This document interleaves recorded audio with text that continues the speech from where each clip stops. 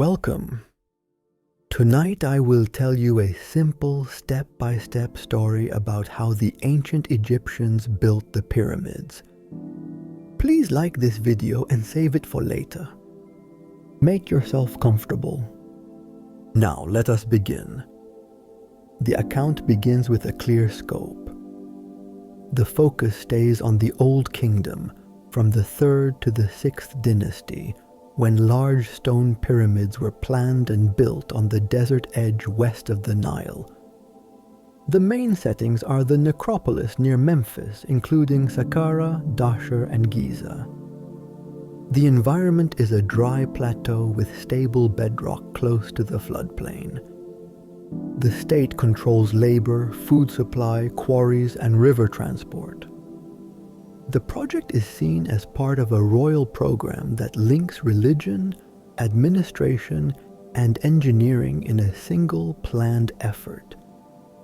A pyramid is presented not as an isolated monument, but as the core of a funerary complex. The complex usually includes a valley temple near a harbor, a causeway that rises from the river edge to the plateau, a mortuary temple at the base of the pyramid, courtyards, storage rooms, and subsidiary tombs for officials and family members. The pyramid body is a mass of stone courses laid on a leveled foundation. Its faces are planned to align with the cardinal directions. The casing is fine limestone set with tight joints. The apex may be finished with a small stone cap.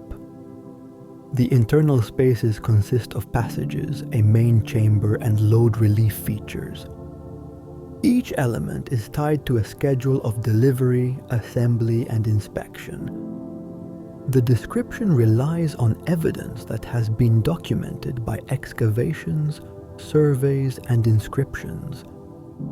Quarry marks, gang graffiti, and mason control lines show how teams organized tasks and tracked progress by courses and sections. Tool traces on stone surfaces show the use of copper chisels, stone hammers, and abrasive sand. Foundation cuts and leveling trenches show how the base was prepared and checked. Remains of ramps, work yards, and roadbeds indicate how materials reached the site. Boat remains and harbor traces show how river transport was integrated into the supply chain. Papyri and administrative records, though fragmentary, provide data on deliveries, rations, and oversight. These sources set bounds on what methods were plausible, what volumes were moved, and what pace of work could be sustained. Where the record is incomplete, the narrative uses cautious reconstruction. Inferences follow from terrain, material properties, and simple mechanical advantage. If a feature is missing from the ground, the text does not assume it was present without other support. If two or more methods could fit the same traces, they are presented as alternatives. When two methods are functionally equivalent, the simpler one is favored unless stronger proof points to a more complex arrangement. This approach keeps the sequence coherent while staying within the limits of the data. The style stays technical and plain. Names of places and tools are used in a standard form. Measurements are given in meters and tons when needed for clarity. Numbers are rounded if precision would not change the understanding of a step. Terms such as coarse, bedding surface, tolerance, and bearing are used in their common sense. Orientation uses north, south, east, and west. Astronomical references are kept simple and tied to practical steps such as aligning a baseline or checking right angles.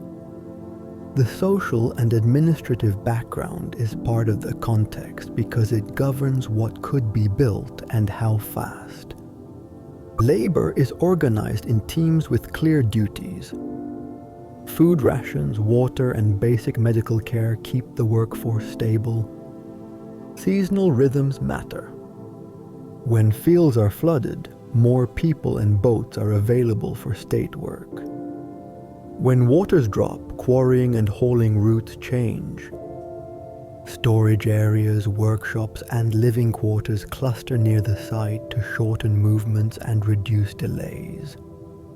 These facts set a realistic frame for the logistics described later.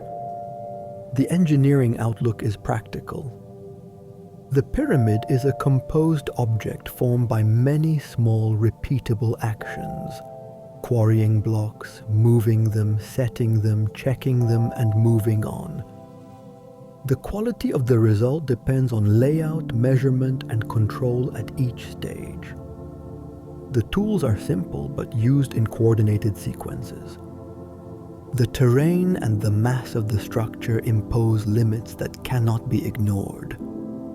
Tolerances are controlled to keep errors from accumulating as height increases.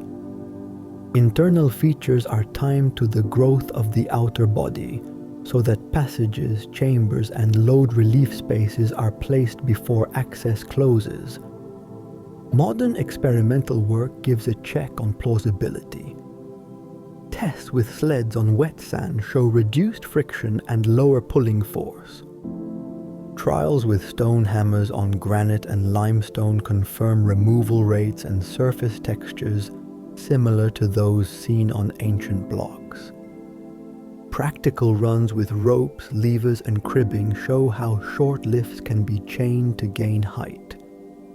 These results do not prove one unique method, but they confirm that large movements and precise setting were achievable with known materials and tools.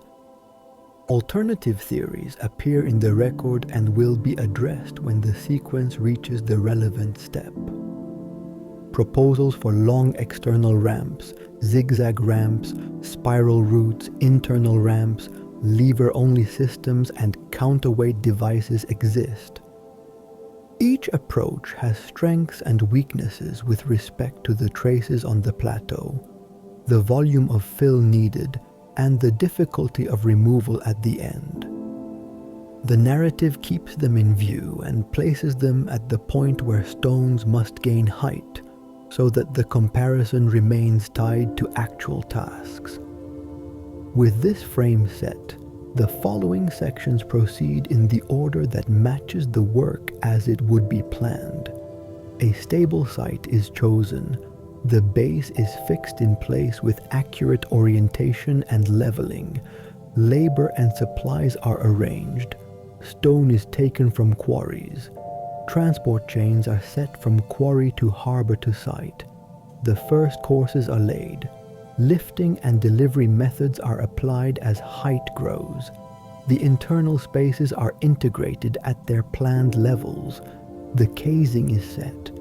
The complex around the pyramid is completed. Temporary works are removed, and the monument enters its period of use and later change. The next section begins with site selection and the physical conditions that guided that first decision. Site selection is defined by stable ground, controlled access, and predictable logistics. A plateau near the Nile is preferred, where hard limestone lies close to the surface and seasonal floods do not reach the base. The ground must resist settlement under heavy loads. Test pits are sunk to verify bedrock depth and to map fractures, faults, and soft pockets. Wind-blown sand is cleared to expose the rock. Natural ravines and old channels are avoided because they introduce irregular foundations and complicate movement. A moderate distance from the river is selected to balance barge access with the need for a dry, firm platform. The area must be large enough for the pyramid, the temples, the causeway, work yards, ramps, roads, and spoil zones. A basic survey is run before any design is fixed. Straight lines are established with sighting rods, cords, and positioned stakes. Lines are checked by repeated sightings at dawn and dusk when glare is low. A simple leveling procedure is used to trace contours across the future work zone. Trenches filled with water may serve as reference levels on limited stretches of ground. Shallow cuts mark changes in elevation, and small cairns identify points to keep. Measurements are recorded in a consistent unit and are repeated until differences fall within practical limits. A sketch plan is drawn on smooth plastered boards to preserve alignments. The plan sets the placement of the main mass, the route of the causeway, the future harbor edge, and the limits of auxiliary spaces. Access to stone sources is part of the site choice. Local quarry beds near the plateau can supply bulk limestone for the core. Fine limestone from quarries across the river can be shipped during high water for casing. Granite from the south can be received at a harbor below the plateau. The causeway is a line to connect the harbor to the future mortuary temple and the base of the pyramid with a gentle, workable gradient.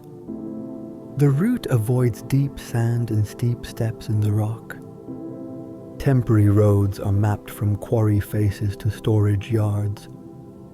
Each path is set wide enough for sled traffic and turning space at corners. Water points are placed along the lines of movement to support crews and reduce friction under loaded sleds. Environmental factors are considered in the layout. Prevailing winds carry dust away from living quarters and from stores that must remain clean. The sun path influences the position of workshops where copper tools are sharpened and where wood is worked. Flood season sets the delivery window for heavy cargo by barge. Dry season allows more stable work on ramps, roads, and excavation fronts. The average slope of the ground is confirmed to ensure that ramps can extend from the base without excessive fill. If the slope is steep, the ramp system must be redesigned or the base moved. If the slope is shallow, longer paths are accepted to keep traction steady and to limit erosion. The plan reserves clear space around the future base. This ring serves as a buffer for ramps, staging, and inspection aisles. Separate areas are assigned for rough stone, dress stone, and special pieces. Granite elements are stored on firm pads to protect edges. A spoil field is set downwind and downhill so that debris does not migrate back onto work surfaces. A simple drainage path is cut to divert rare storm water away from storage and foundation zones. The mortuary temple footprint is fixed on stable ground at the pyramid's eastern face with space for courts and storage rooms. The causeway corridor is kept free of obstructions from the beginning to avoid later demolition and delays. The Valley Temple area is staked at the river edge where a harbor basin can be cut and maintained. Ground conditions are verified again before commitment. The bedrock is mapped at a finer scale. A grid of shallow cuts and trenches is used to reveal high and low spots that will affect leveling. Voids are marked for filling with compacted rubble. Protruding ridges are scheduled for trimming. If fractured zones cut across the planned corners, the base is shifted by a small amount to restore uniform support. This adjustment is made while the design is still flexible. The final decision secures a footprint that keeps heavy loads on continuous sound rock and keeps the access routes direct. Temporary infrastructure is prepared to support the first deliveries. A compacted track links the harbor site to the base area. Turning circles are scraped flat where sleds will pivot. Stockyard surfaces are rammed to resist rutting. Simple shelters for tool repair and for storage of ropes and wood are set near the yards but outside the path of heavy traffic. Water jars and troughs are placed at fixed intervals along whole routes. Small clinic space is set aside near the living area to reduce time lost to minor injuries. Food storage is close to the work camps to stabilize rations. These elements limit interruptions once stone begins to arrive in volume. The site decision is coordinated with orientation needs. A clear view of the horizon is required along at least one alignment line. Sight lines must not be blocked by ridges, dunes, or older structures. If needed, a low-profile ridge is shaved before orientation work starts, but major ground reshaping is avoided. The chosen position allows a baseline to be set and tested at different times of day and night using simple procedures. Space is available to extend control lines beyond the final corners to enable checks and rechecks as the layout becomes precise. Security and administration are included in the plan. The boundary of the royal domain is marked to prevent encroachment on work yards and to control access to storage. Guard posts are positioned at the harbor, along the causeway corridor and near the tool stores. A simple recording hut is placed where deliveries and issues can be logged without obstructing movement. Clear paths allow messengers and overseers to move between camps, yards, and survey points without crossing active haul lines. When these conditions are satisfied, the site is accepted. The decision fixes the relative positions of the pyramid, the temples, the causeway, the harbor, and the yards. It fixes the main routes for stone and supplies. It fixes the areas where leveling will be concentrated and the corners where checks will be made. With the ground selected and the plan in hand, the work proceeds to orientation and leveling of the base so that the first permanent marks can be cut into the rock. Orientation begins with a fixed reference and a stable procedure. A clear line of sight to the horizon is secured on at least two sides of the base area. Temporary obstructions are cleared without altering the ground that will carry the load. A working baseline is chosen along the future north-south or east-west axis. Observations are taken at several times to reduce random error. The staff sets do not move between sessions, and the cords remain under the same tension. The first marks are cut shallow into the bedrock so that they cannot be brushed away by wind or traffic. True north is established by simple astronomical means that fit the conditions. One approach uses the night sky. A line is set by observing the near vertical transit of selected stars with a plumb line and sighting notches. The observation is repeated on different nights and averaged. Another approach uses the sun. Equal altitude points are taken in the morning and afternoon with a gnomon, and a bisector gives the meridian. Both methods are practical with basic tools. The team selects the one that gives the most consistent results on this site. The chosen azimuth is then transferred to the ground with stakes and a taut cord. The line is extended beyond the planned corners so that checks can be made without interfering with later cuts. Right angles are produced with simple geometry and repeatable checks. A cord marked to fixed lengths can be arranged in a triangle with sides in a whole number ratio to produce a stable corner. The angle is verified with a plumbed A-frame or by sighting along two aligned rods set at a measured offset from the baseline.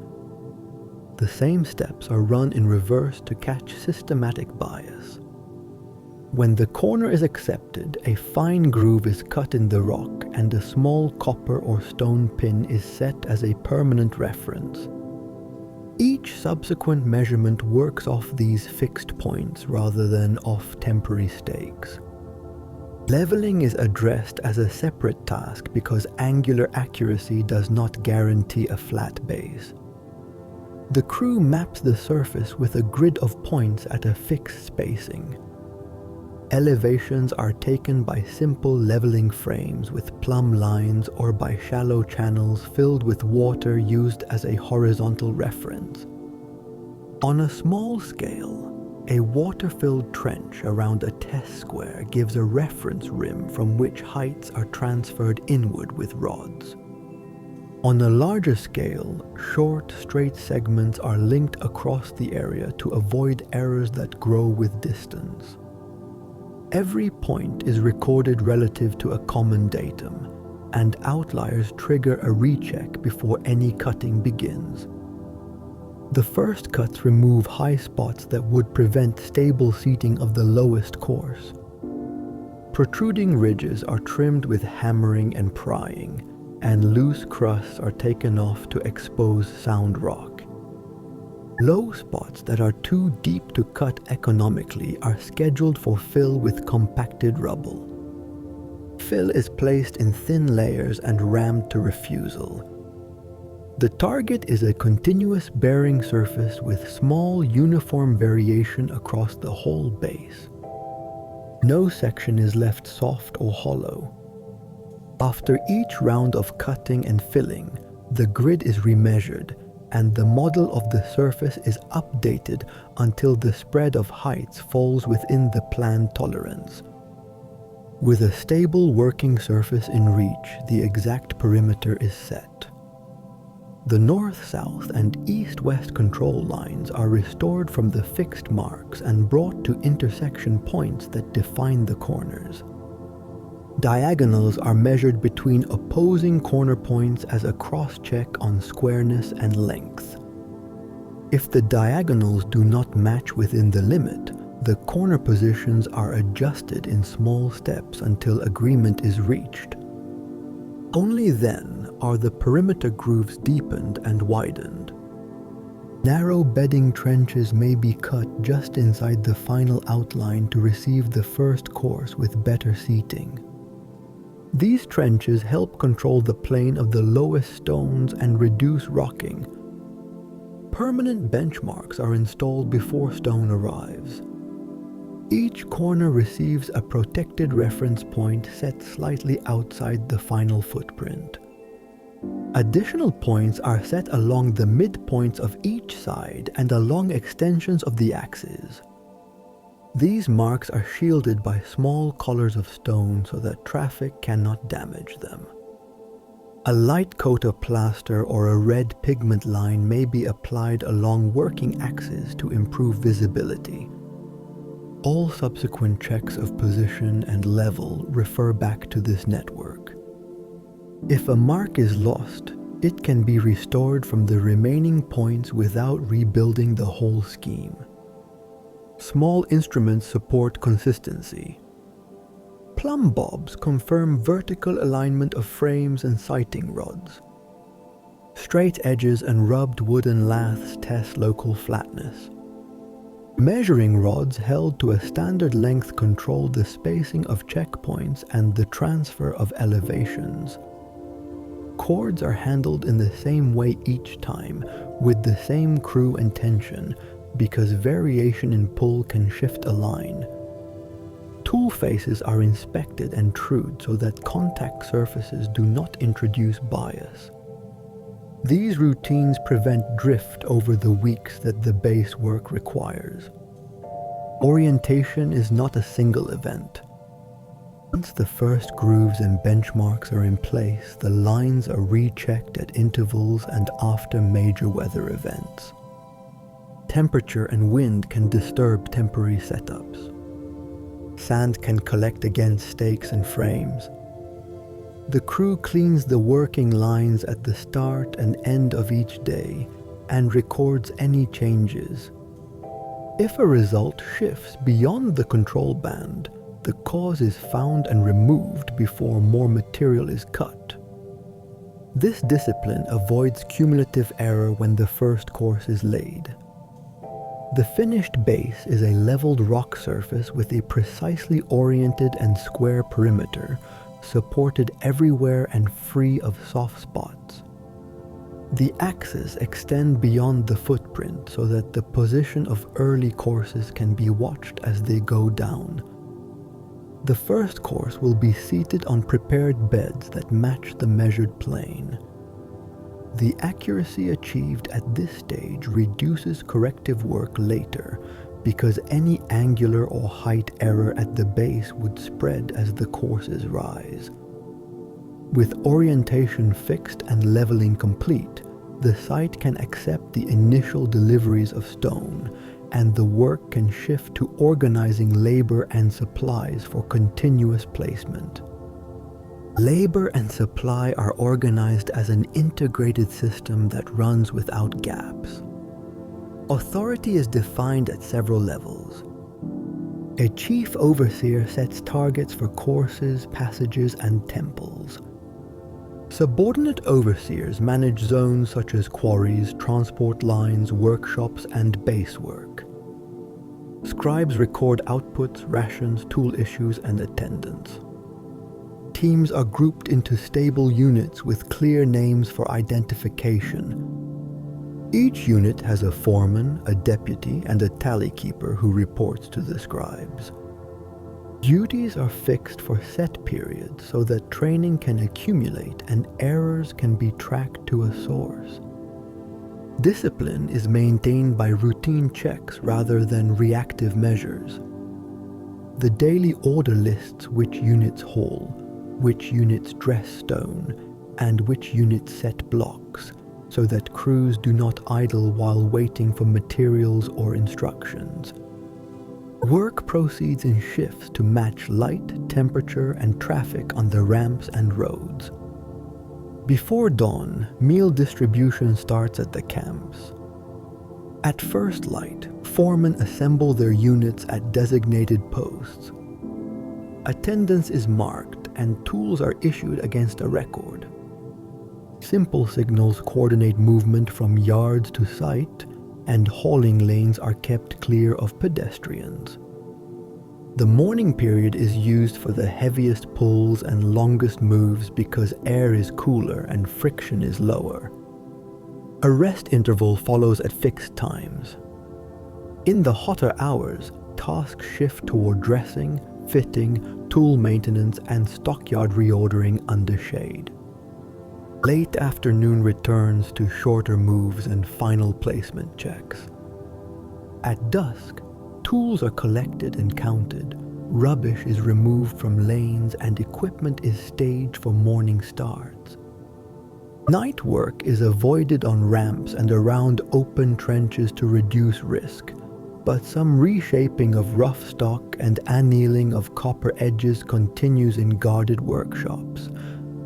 Rations stabilize the workforce and set realistic limits on output. Grain is milled daily to bread and porridge. Beer is brewed and issued in measured jars. On scheduled days, fish, onions, dates, and meat supplement the base ration. Water is positioned at regular points along haul routes in sealed jars to prevent loss. Shade screens at rest points reduce heat stress and protect ropes from drying and cracking.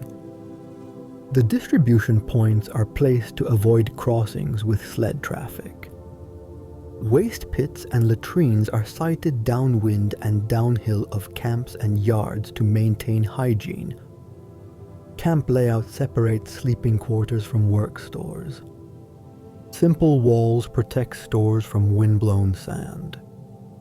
Firewood, charcoal, and oils are kept dry for smithing and lamp use. Rope and wood are stored off the ground to prevent rot and warping. Medical support is present at the camps and near the heavy work zones. Healers keep simple splints, compresses, and antiseptic oils for cuts and sprains. Basic wound cleaning is performed on site to reduce travel time. Record books list injuries, treatments, and duty status so that foremen can plan around absences. Water carriers and stretcher teams are trained to move a worker without blocking a lane. Heat management is formalized. Crews rotate during peak sunlight. Head coverings are standard issue, and supervisors monitor for signs of exhaustion. Minor repairs to footwear and padding on shoulder poles reduce abrasions and downtime. Tools and materials are managed under a cyclical schedule. Copper chisels, adzes, and saw segments are issued with an expected wear period. At fixed intervals, they are collected, softened by heating, rehammered to shape, and cooled.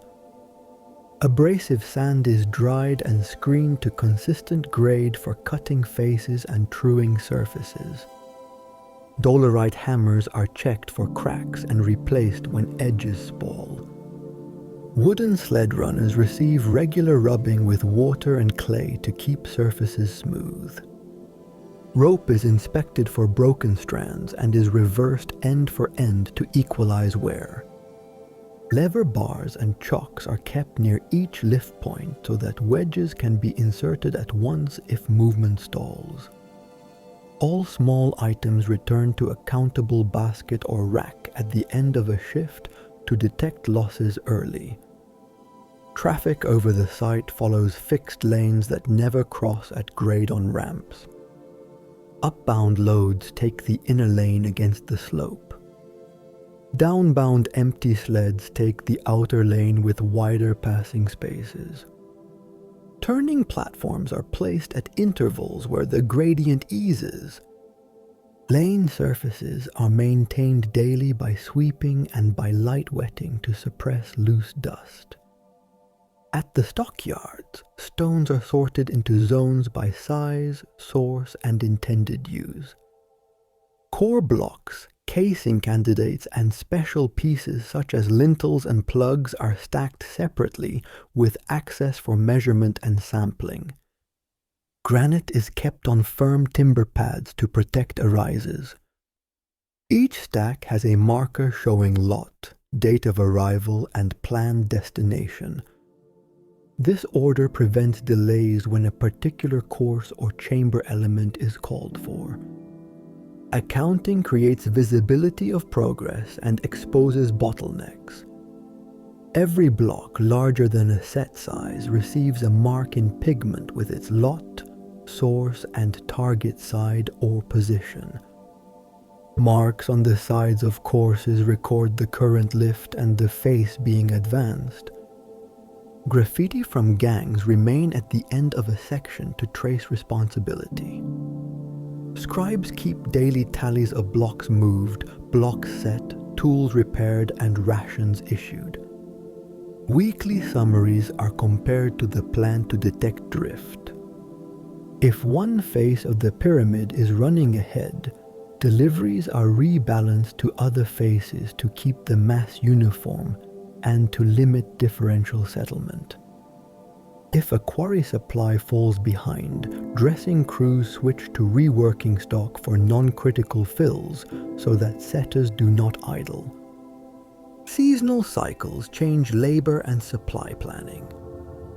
During the Nile flood, boats can approach the Valley Temple site and heavy cargo moves with less risk. Labor drawn from farming households is more available in this period. The plan concentrates on bulk deliveries and on expanding ramps and roads during these months. When waters recede, quarry work increases at outcrops near and across the river, and overland hauling regains importance. The schedule staggers tasks so that stone continues to arrive from multiple directions. Storage capacity is sized for at least several days of core blocks and a smaller buffer for casing and granite, which are more sensitive to damage and require tighter inspection before setting. Security and quality control protect output. Guard posts watch tool stores, rope houses, and grain magazines. Seals on doors and baskets indicate tampering. Random checks of weights and measures prevent dilution or short issue. Foremen inspect the bedding faces of stones before they leave the dressing yard to reduce rework at the base. A reject area is defined where flawed blocks are diverted. Rejects can be resized for inner packing rather than sent back to the quarry. Measuring benches with flat reference plates allow repeated checks of thickness against the planned lift height. Straight edges and plumb frames at the site give immediate feedback as blocks are seated, so that gaps and tilt are corrected before the crew moves on. Communications are standardized to reduce confusion. Horn or drum patterns indicate start, halt, and caution on ramps. Flag signals on masts at the base convey which face needs loads and which lane is clear. Messengers carry written tags between the recording hut and yards when priorities change. All signals are practiced at the start of a project and do not vary by foreman. If weather reduces visibility, non-essential hauling is paused and dressing takes precedence until conditions improve. Contingency planning is written into the schedule. If a barge is delayed, a reserve of core blocks covers 1 or 2 days of setting. If a workshop fire damages tools, spare sets from a separate store can be issued while repairs proceed. If a slope failure affects a ramp, a parallel line with a gentler grade is already mapped and can be prepared quickly.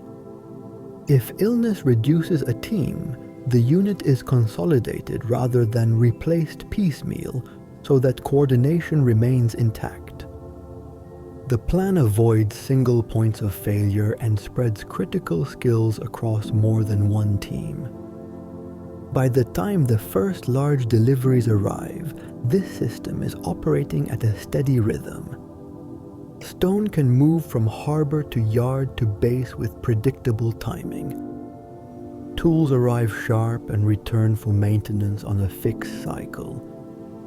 Crews know their posts and rotate through tasks in a pattern that preserves skill and reduces fatigue. Records tie material, labor, and placement to a calendar that guides the next steps. With labor and supply stabilized in this way, the project can maintain continuous placement of the lowest courses and prepare for the sustained lift that will be needed as the mass begins to rise. Tools and materials are selected for regular, repeatable use. The aim is steady progress with simple equipment that can be repaired on site. Every tool has a defined role, an expected life, and a place in a maintenance cycle. Every material has a known source, a testing step at arrival, and a clear path to the work phase.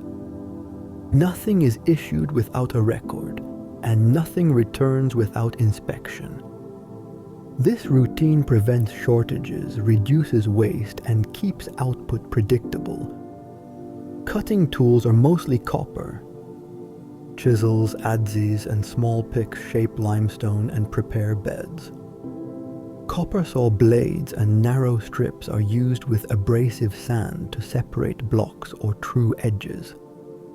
Tubular drills of copper used with sand and water open small holes and start sockets for levers or cramps. These tools do not perform by edge hardness alone. They work by abrasion.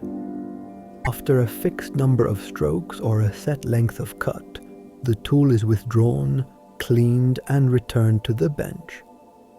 At the bench, copper is heated to soften, hammered to restore the profile, and cooled.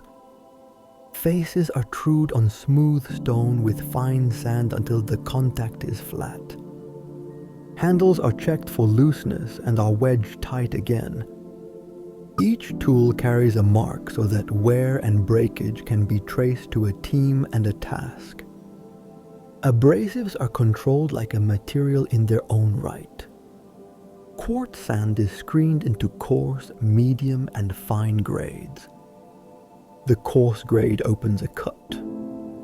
The medium grade carries the cut forward. The fine grade improves the surface for bedding or for a visible joint. Sand is kept dry in jars and baskets under cover. Water is added at the point of use to make a slurry that moves grains across the contact. When slurry turns muddy and slow, it is removed and replaced. Used sand is spread on common paths to improve footing. No abrasive is left on a bedding face unless the plan calls for a thin leveling medium. Hammering tools are of hard stone, often dolerite. Round hammers break out high spots on rough blocks, dress quarry faces, and shock brittle crusts off the bedrock. Flat pounders refine a surface before it is finished by rubbing. Each hammer is turned often so that wear remains even. When a face spalls, the edge is rounded off to prevent uncontrolled chips. Hammers are issued by mass class so that crews can match the tool to the job. Heavy for first removal, medium for shaping, lighter for final approach to a line. Broken pieces are not discarded at once. They are cut down to smaller sizes for lighter work. This practice conserves material and reduces the need for fresh quarrying of hammerstone. Wooden equipment supports movement and positioning. Sleds with wide runners carry blocks on compacted roots. The runners are kept smooth by rubbing and by light wetting of the path. Where the ground is rough, thin boards or mats are set as skidways across gaps. Lever bars and fulcrum blocks stand at every staging area. With them, a block is lifted a hand's breadth at a time and cribbing is inserted under the new height. Short lifts are repeated until the target level is reached. Rollers are carried for local tasks such as shifting a sled on a yard floor or easing a turn, but the main method remains the sled on prepared surfaces. Cribbing, chocks, and wedges are made from straight-grained wood and stored in bundles by size so that crews can find a match quickly. Ropes and cords are plant fiber. They are twisted to standard diameters for hauling, lashing, and rigging. Knots are simple and repeatable so that any foreman can check them by sight. Rope ends are seized to prevent unlaying. When strands break, a splice is made rather than replacing a whole length. Ropes are kept shaded to slow drying and they are rinsed after exposure to sand and slurry. At the end of a shift, hauling ropes are hung to air and are not left on the ground. Test pulls are scheduled after repairs and before a rope returns to heavy duty. Records show age, splices, and failures so that a rope can be retired before it fails under load. Timber supply mixes local and imported wood according to need. Local acacia, tamarisk, and sycamore fig provide lever bars, sled elements, and cribbing. Where straight, long pieces are required, imported cedar is used in limited amounts for masts, long sled cross pieces, and frames that must resist bending. Timber is seasoned under shade with airflow on all sides. Ends are sealed with clay to reduce checks. Boards for skidways are stored flat on bearers so that warping is limited. Offcuts are kept for wedges and shims. Splits and knots are marked so that stressed parts avoid weak grain. Stone is the main material. Bulk limestone for the core is taken from local beds near the plateau. It is durable and easy to shape. Fine limestone from across the river is reserved for casing and for visible surfaces that need tight joints. Granite from the south is used for chamber blocks, beams, plugs, and pavements that carry high loads. Basalt or other dense stone may be selected for floor areas where abrasion is high. Every stone delivery is checked for cracks, seams, and hidden pockets. Sound pieces are sorted by size and planned use. Edges that will remain visible are protected with padding until the time of setting. Damaged corners are dressed away, and the block is reclassified for inner packing where appearance is not critical. Mortars and bedding media are applied as thin, controlled layers. The goal is firm contact over a wide area, not thick fill. Gypsum-based mixes, clay-rich slurries, and fine crushed stone are used where the plan calls for them.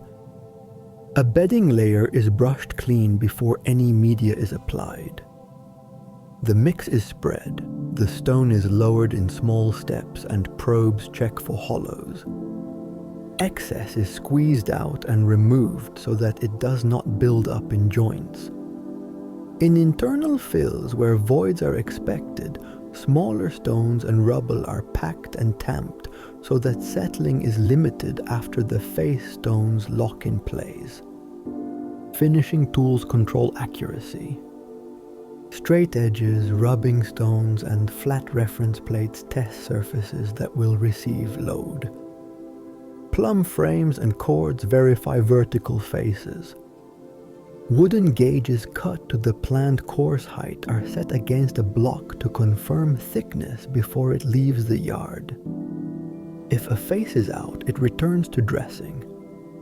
If an edge is chipped, it is trued square and the next block is selected to maintain the joint.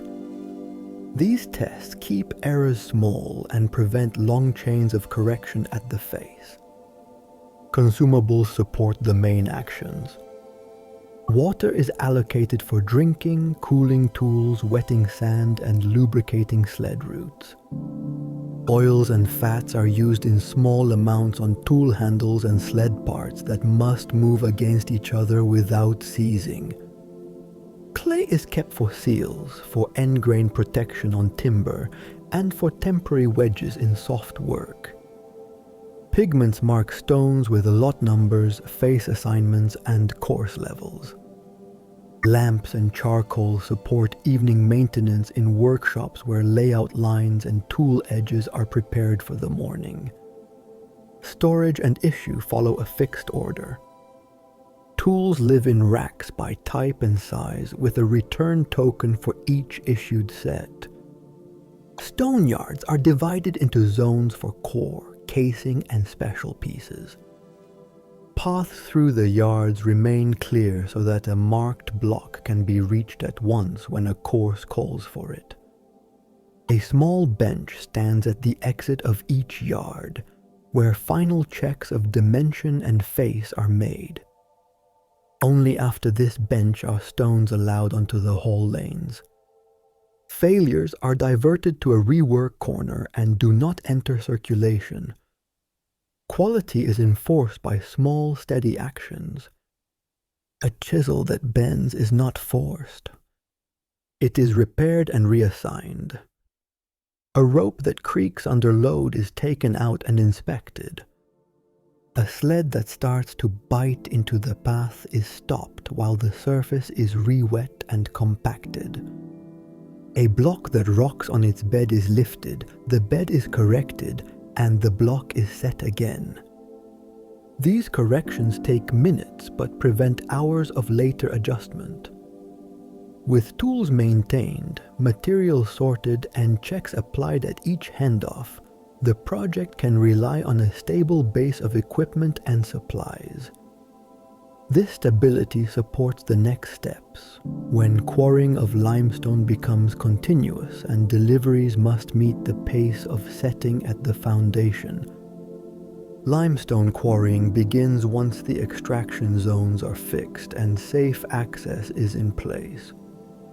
The goal is a steady supply of sound blocks for the core and selected pieces for steps, thresholds and interfaces that will not be visible after packing. Overburden is cleared to expose the upper bed. Loose sand and weathered crust are removed with shovels, baskets, and light pounding. Drainage grooves are cut so that rare rainfall does not pool against the working face. The quarry is organized into benches at controlled heights. Each bench has a front where cutting occurs, a flat floor for teams and sleds, and a spoil edge where unusable material is dumped in an orderly way and compacted for later use as road fill. A simple survey fixes the layout of blocks before cutting starts.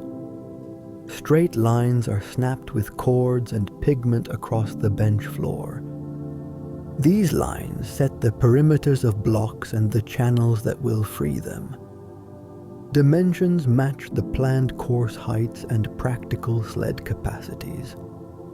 Thickness is kept consistent within a lot, so that setters at the base can build a course without constant adjustment. The orientation of the bedding planes is considered. Faces that will become beds in the pyramid are aligned to lie flat on the quarry bench so that later trimming is reduced. Visible lamination, seams, and fossil voids are marked and avoided when the stone is intended for tighter joints. Test taps with a hammer listen for dull sounds that indicate internal cracks. Questionable pieces are assigned to packing where strength and appearance demands are lower. Channels are opened along the marked lines. For limestone, copper chisels and adzes work with abrasive sand to cut a narrow trench that isolates 2 or 3 sides of the intended block. Dolerite pounders break down high spots and soften hard lenses. Cuts are deepened in passes so that walls stay straight and the trench floor remains level. At intervals, small sockets are made to accept levers. When the trench reaches the planned depth, the last side is prepared.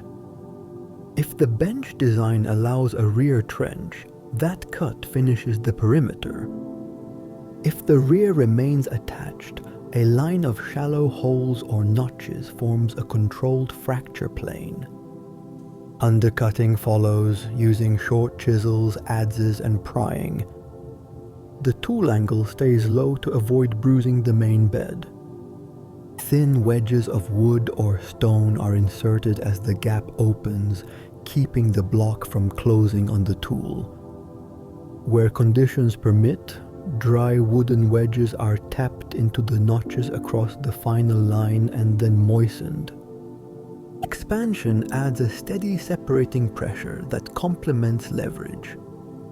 In more brittle zones, controlled hammering with pounders along the notch line propagates the split. The block is eased free in small lifts, never in a single violent break. If the bed lifts unevenly, cribbing shims are inserted, and the higher side is reduced until the block sits stable on temporary supports.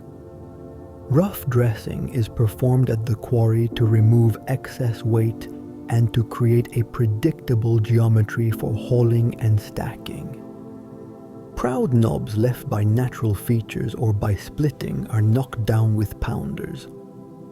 Bedding and bearing faces are trued with abrasion to a flat but not polished state. Edges are squared well enough to accept lashing without crushing the arises.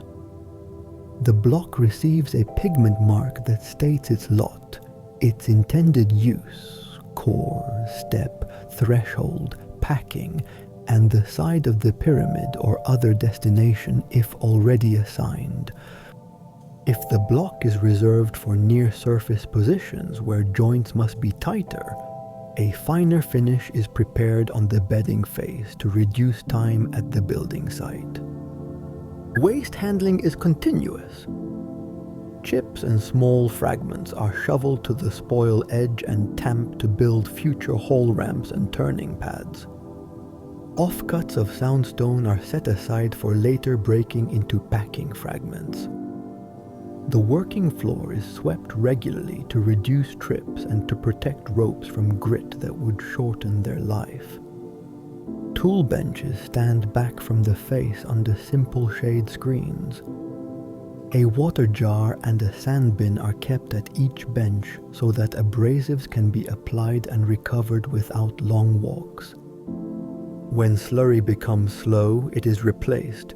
Use sand spreads on common paths where extra grip is helpful. Loading onto sleds follows a fixed sequence. The sled is positioned with its runners aligned to the haul lane.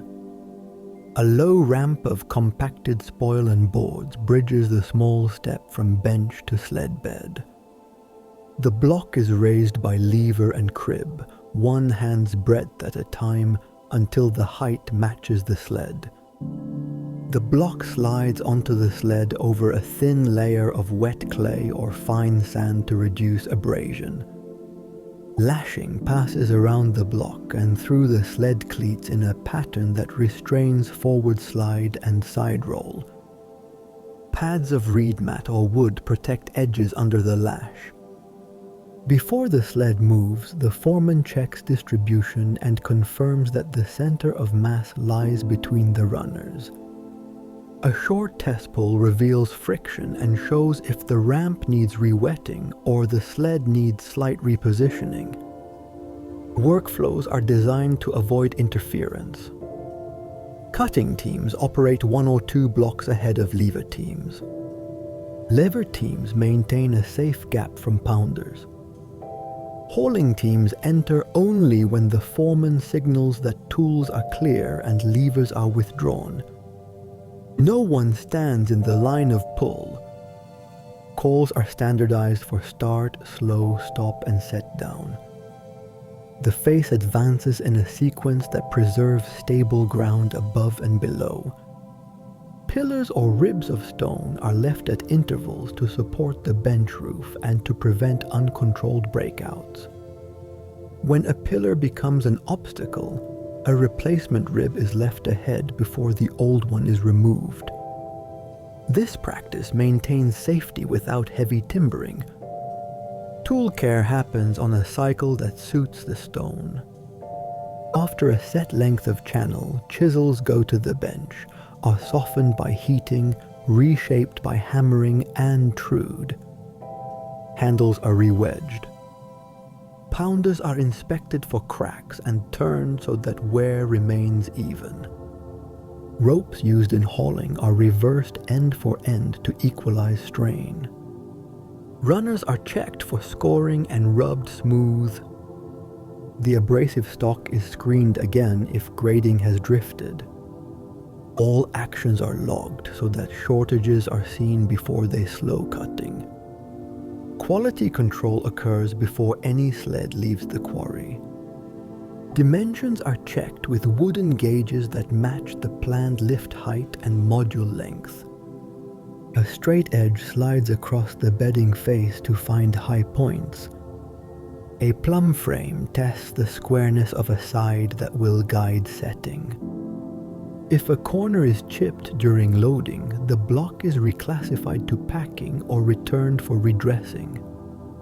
Only sound, marked, and measured blocks enter the haul lanes. This rule saves time at the base, where corrections are more costly. Casing quality limestone follows a stricter path when quarried from fine beds across the river. Faces are cut with closer spacing of tool marks. The bedding plane receives a finer abrasive before shipment. Edges are protected by wood strips and lashings are padded at contact points. These blocks are stacked on timber runners in the yard and do not serve as road fill under any condition. Their movement schedule aims for minimal handling: quarry to barge, barge to landing, landing to dressing yard, yard to face when a casing course is ready. As the bench retreats, new benches are started at a lower level. A gentle ramp connects levels so that sleds can move without sudden gradients. The plan anticipates the path of retreat so that haul routes remain short and stable. When a section of the quarry is exhausted, loose faces are trimmed back to a safe angle and the floor is leveled. If the project still needs fill, spoil from other zones is dumped there under control to avoid future subsidence near roads. Seasonal and daily conditions are taken into account. During cooler hours, more energy goes to cutting and hauling. In hotter hours, crews focus on dressing, maintenance, and stockyard order under shade. When flood season allows barge transport, output is timed to stockpiles at the landing so that the causeway and base crews receive a continuous flow. When winds raise dust, cutting lines are refreshed with pigment and shallow grooves so that layout remains visible. Records tie quarry output to the wider project. Scribes note each block's mark, dimensions, time of release, and destination yard. Tally marks remain on channel walls to show progress through a lot. When yield drops because of faults in the bed, the overseer can shift the line to a healthier zone, while leaving ribs to stabilize the old phase. Regular reports compare quarry release rates with base setting rates so that the team can adjust crew sizes or switch some cutters to dressing stock already in the yard. By the time the first base courses are ready to accept stone, the quarry runs in a stable rhythm. Channels open, blocks separate, faces are dressed, marks are applied, sleds load, and lanes carry the weight toward the landing and the site. Waste becomes road and ramp material. Useful fragments fill inner voids. Tools circulate through benches and back to work. This continuity allows the next steps in transport to operate without pauses, and it keeps the base supplied with modules that fit the planned lifts with minimal correction. Granite work begins when the project schedule calls for high-strength elements that will carry concentrated loads or resist wear. The quarry zone is chosen on exposed granite with predictable joint patterns and sound, fresh rock. Weathered crust is removed to reach firm stone.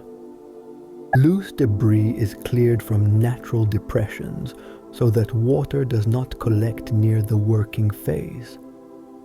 The quarry is arranged in benches.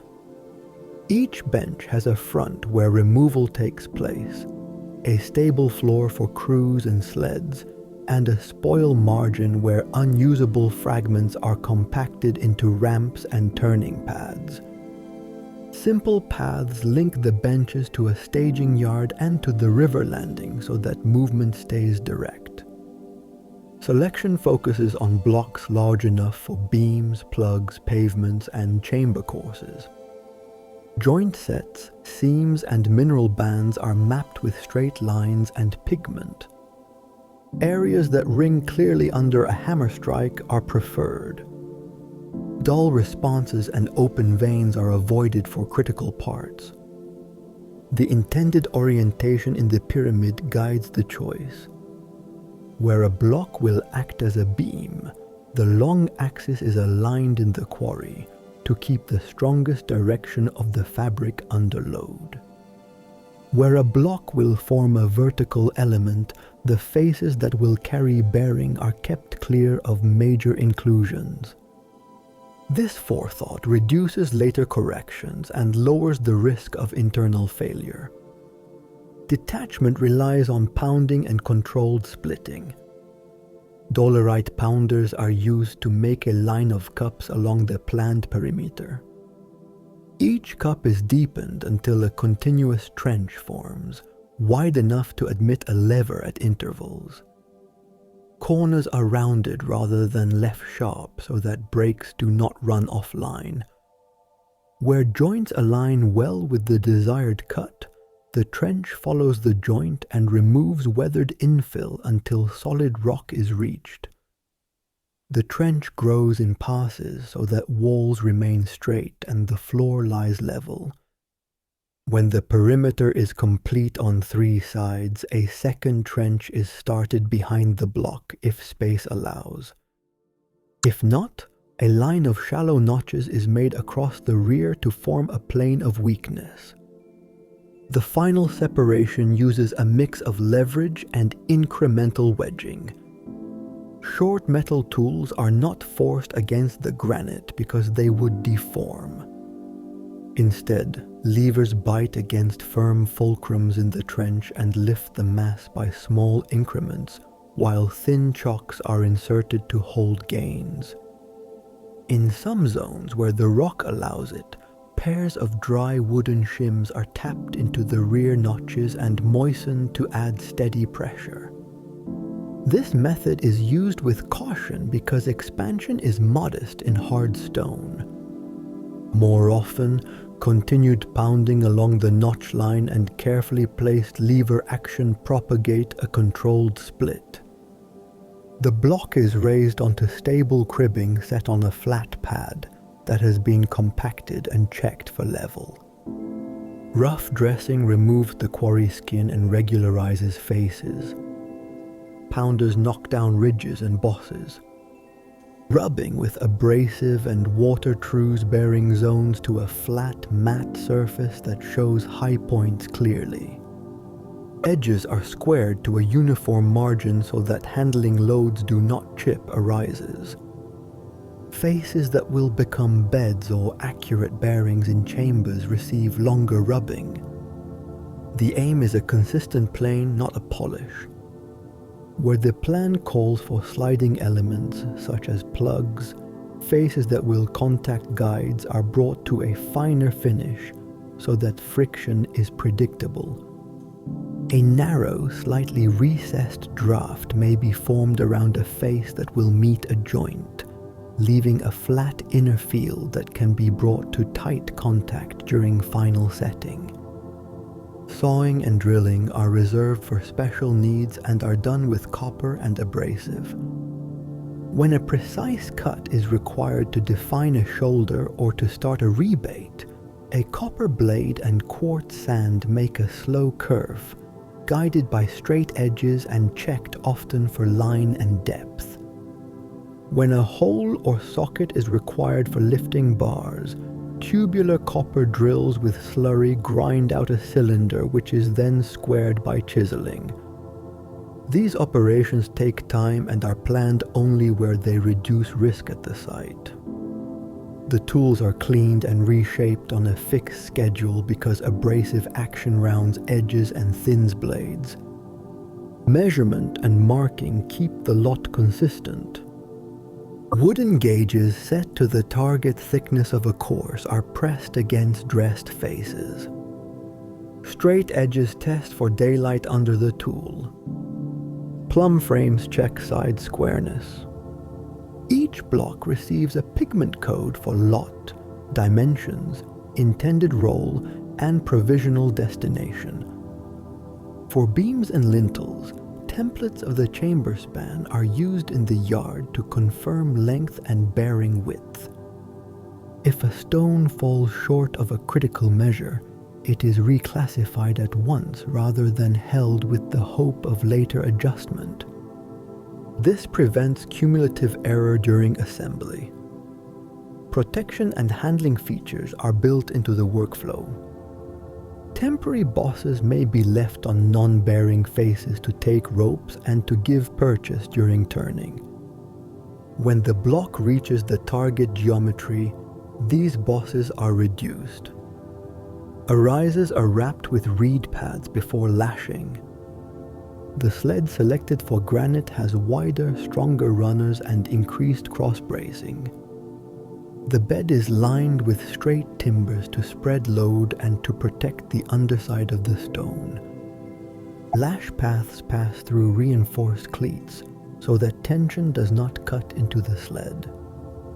Before movement, the foreman confirms center of mass and ensures that lash does not cross bearing faces where abrasion would damage finished planes. The bench advances in a pattern that preserves safety. Ribs of rock are left at intervals to support overhangs and to prevent roof falls in shallow galleries.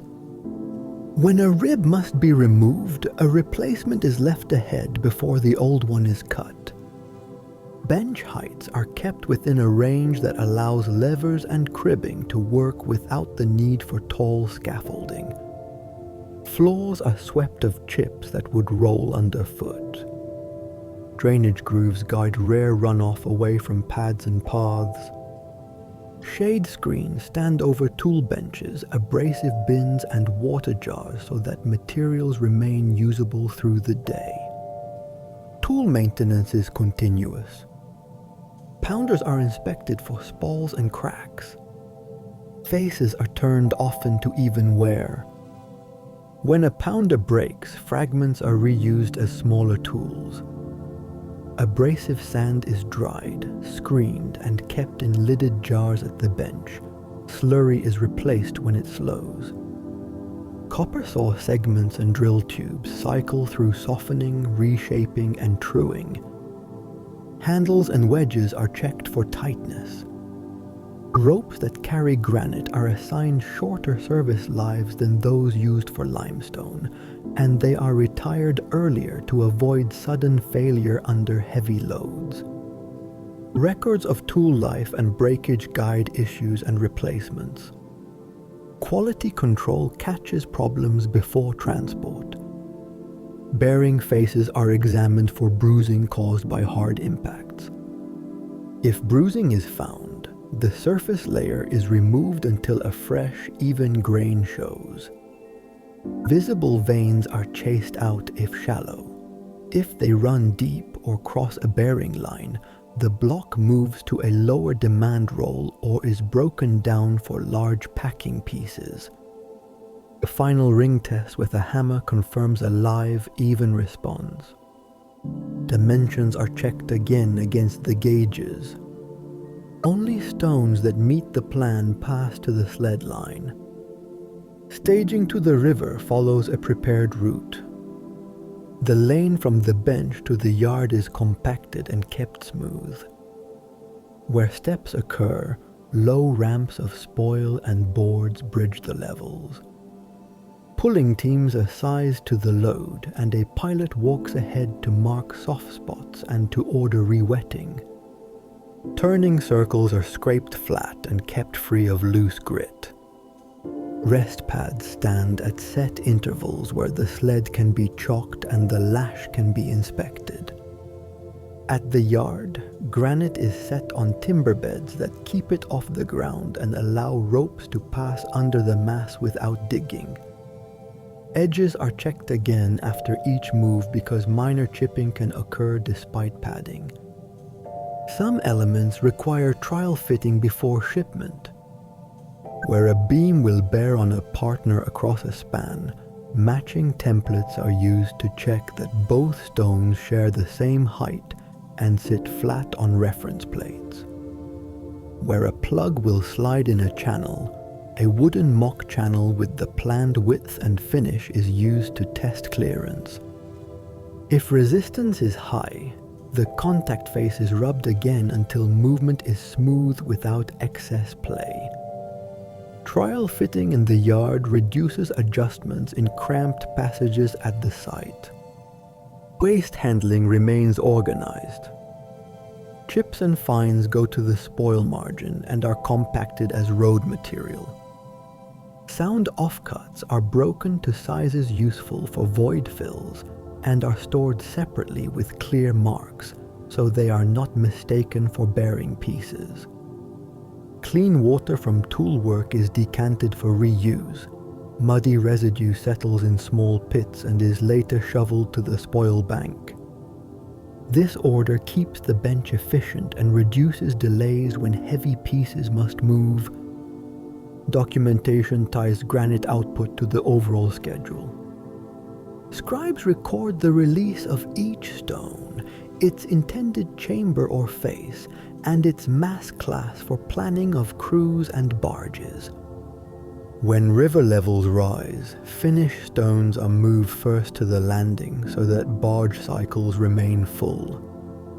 When levels fall, bench work shifts toward preparation and finishing to keep teams productive. Reports compare yard stocks to upcoming course needs so that shortfalls are seen early and the quarry can adjust its focus between large beams, plugs, and smaller slabs. By the time the first granite pieces reach the landing, the quarry operates in a steady pattern. Trenches open, masses separate, faces are dressed, measurements confirm geometry, and sleds carry loads along routes that resist rutting and shock. Edges are protected, tools cycle through maintenance, and marks keep each piece linked to its future position. This predictability allows river transport to begin on a fixed cadence and gives the building site a flow of durable elements that meet the tolerances required for chambers, passages, and pavements. Overland transport links the quarries, the river landing, the stockyards, and the base without gaps, so routes are planned first and kept in stable condition. The main method uses sleds that slide on compacted ground. The lanes are laid out with gentle curves and measured gradients so that pulling effort stays within the capacity of a trained team. The route floor is built from tamped spoil, fine rubble, and a thin surface layer that accepts light wetting. Low shoulders on each side keep the sled aligned and retain moisture. Rest pads stand at fixed intervals where a load can be chalked, ropes can be inspected, and the path can be re-wet before the next pull. Turning platforms are placed where the grade eases and the width increases, so that direction changes happen without shearing the surface. Before any movement, the sled and the load are matched. The runners are checked for smoothness, the cross pieces for tightness, and the bed timbers for straight contact. The block is centered so that the combined mass bears evenly over the runners. Lashings pass through reinforced points and are pulled to a firm, repeatable tension. Padding protects arises and prevents the lash from biting into soft faces. The foreman confirms that no lashing crosses a bearing surface that has been finished for final setting. A short test pull is made on the flat to measure resistance. If the sled drags unevenly or the path crumbles, adjustments are done at once because small corrections on level ground prevent losses on a slope. A watering team works ahead of the load. The surface receives a measured amount of water so that grains lock while a thin film reduces friction under the runners. Wetting is light on level ground and slightly heavier on climbs, but standing water is avoided because it turns to mud and raises resistance. The crew checks moisture with a rod that leaves a consistent mark at a consistent depth. If the mark deepens, the route is too soft and is left to drain before the load proceeds. If the mark is faint, the surface is too dry and is re-wet. This simple control produces predictable traction and reduces rope strain. Pulling force is managed by team size, rope layout, and grade. Hauling lines are long enough to spread workers and keep the front clear of the sled. Secondary lines attach to the sled for steering and for correction when a runner starts to drift. On steeper sections, fixed posts with rope turns create a controlled assist or a controlled brake, depending on direction. Posts are set on firm foundations off the lane so that they do not collapse under load. When an ascent is long, The climb is divided into segments with short, level aprons between them. At each apron, the sled is chalked, ropes are reset, and the surface is re-wet. The climb resumes only when the foreman signals that all lines are ready and the lane in front is clear. Movement follows standard signals that all crews know. A start call brings steady pull from the front line while sidelines keep the sled centered. A slow call holds motion while steering corrections are made. A stop call drops chocks in front and behind the runners. No one stands in line with the runners and no one crosses the rope path while the sled is live. When two loads must use the same stretch of lane, the upbound load has priority on inner climbs and downbound empty sleds wait at passing bays. This rule prevents locks on slopes and keeps traffic simple. Maintenance of the lanes is continuous. At the start of a day, loose sand is swept off the crown of the route and pushed to the shoulders. Small holes are filled with fine rubble and compacted with rammers. Where the surface scours under repeated pulls, a thin layer of well-graded fines is added and tamped until the runner marks are shallow and even. At the end of a day, the wet zones are left flat and clean so that the surface sets firm overnight. If ruts form in spite of care, the section is closed and reconstructed rather than patched piecemeal, because poor ground consumes time and rope and raises the risk of sudden stops that damage loads. Ropes are loaded within known limits. The main haul line is sized for the heaviest expected force on the steepest planned grade. Splices are kept away from high bend zones near posts and sled cleats. The lead section of rope bears the highest wear and is rotated with the tail so that no section ages faster than the rest. After any hard stop, the rope is eased, inspected strand by strand at the first rest pad, and either returned to service or replaced. Spare ropes are staged at intervals along the route in sealed baskets to control sand and grit. Levers and cribbing support short lifts along the way. At a yard exit, the sled sits in a shallow pocket to keep it from moving while the load is placed. Levers raise the stone a hand's breadth at a time. Cribbing holds the gain, and the final slider onto the sled bed uses a thin coat of wet clay or fine sand to reduce abrasion. At the turning platform, a small set of rollers may be placed under the front crosspiece to ease a pivot, then removed before the next pull. On a steep descent, levers act as brakes when combined with chocks and rope turns around posts. All these actions happen on firm pads, never on soft ground. Different stone classes move under slightly different rules. Core limestone travels in larger batches and tolerates more handling. Loads are grouped by course height so that deliveries match the current lift at the base. Casing limestone receives more protection.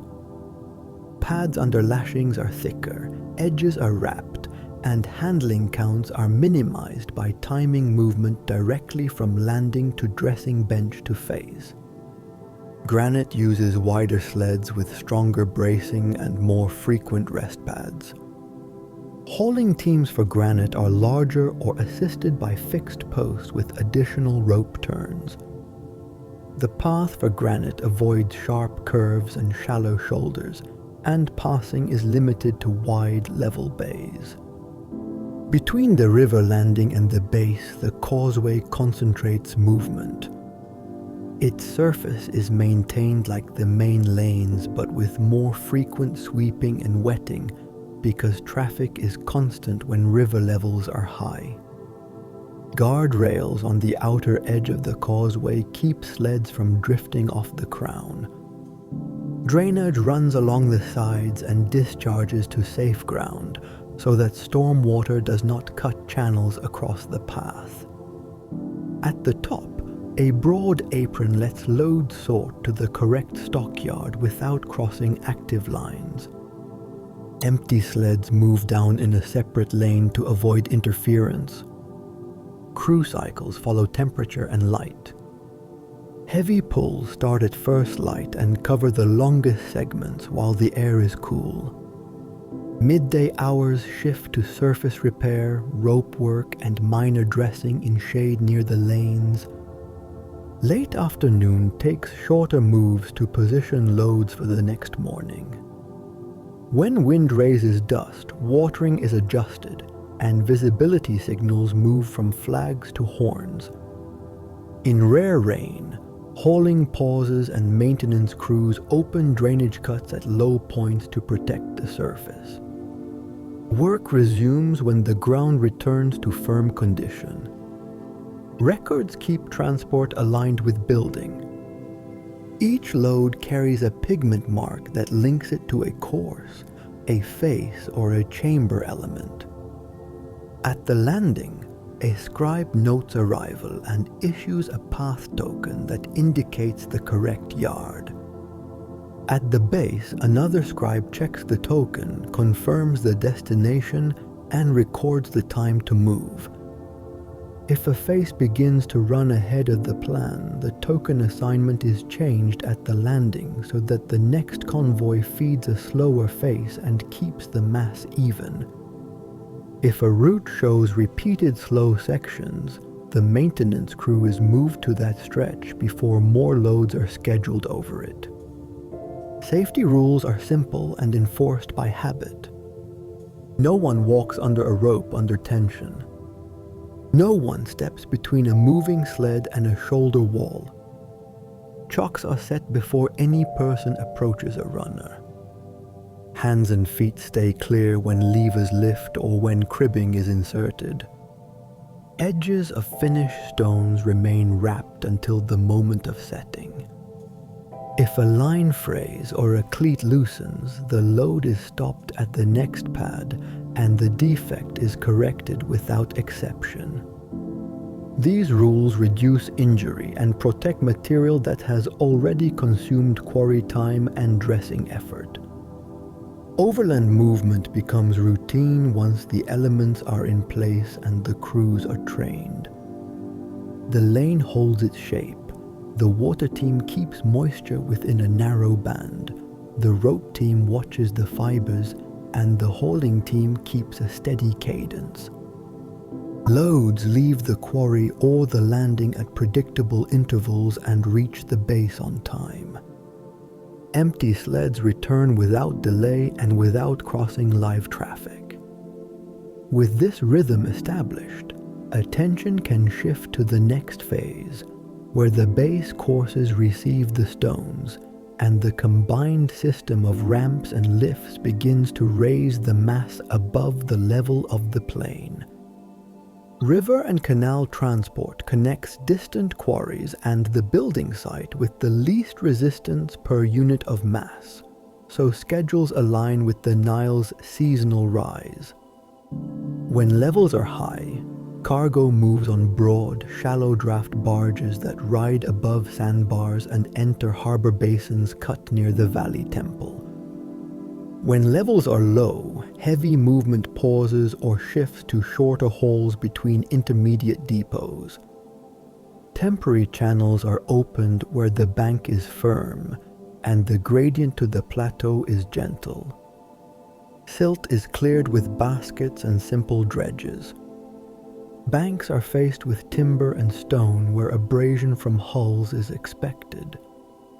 A basin with a controlled mouth reduces current inside the harbor and lets barges turn without fouling oars or rudders.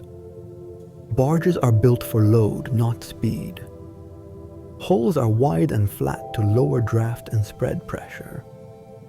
Planks are joined with tenons, pegs, and lashings that can be tightened as wood swells and shrinks. Floors are stiffened with crossbeams. A central cradle receives stone. For long pieces such as beams, the cradle extends fore and aft and includes chocks to stop sliding.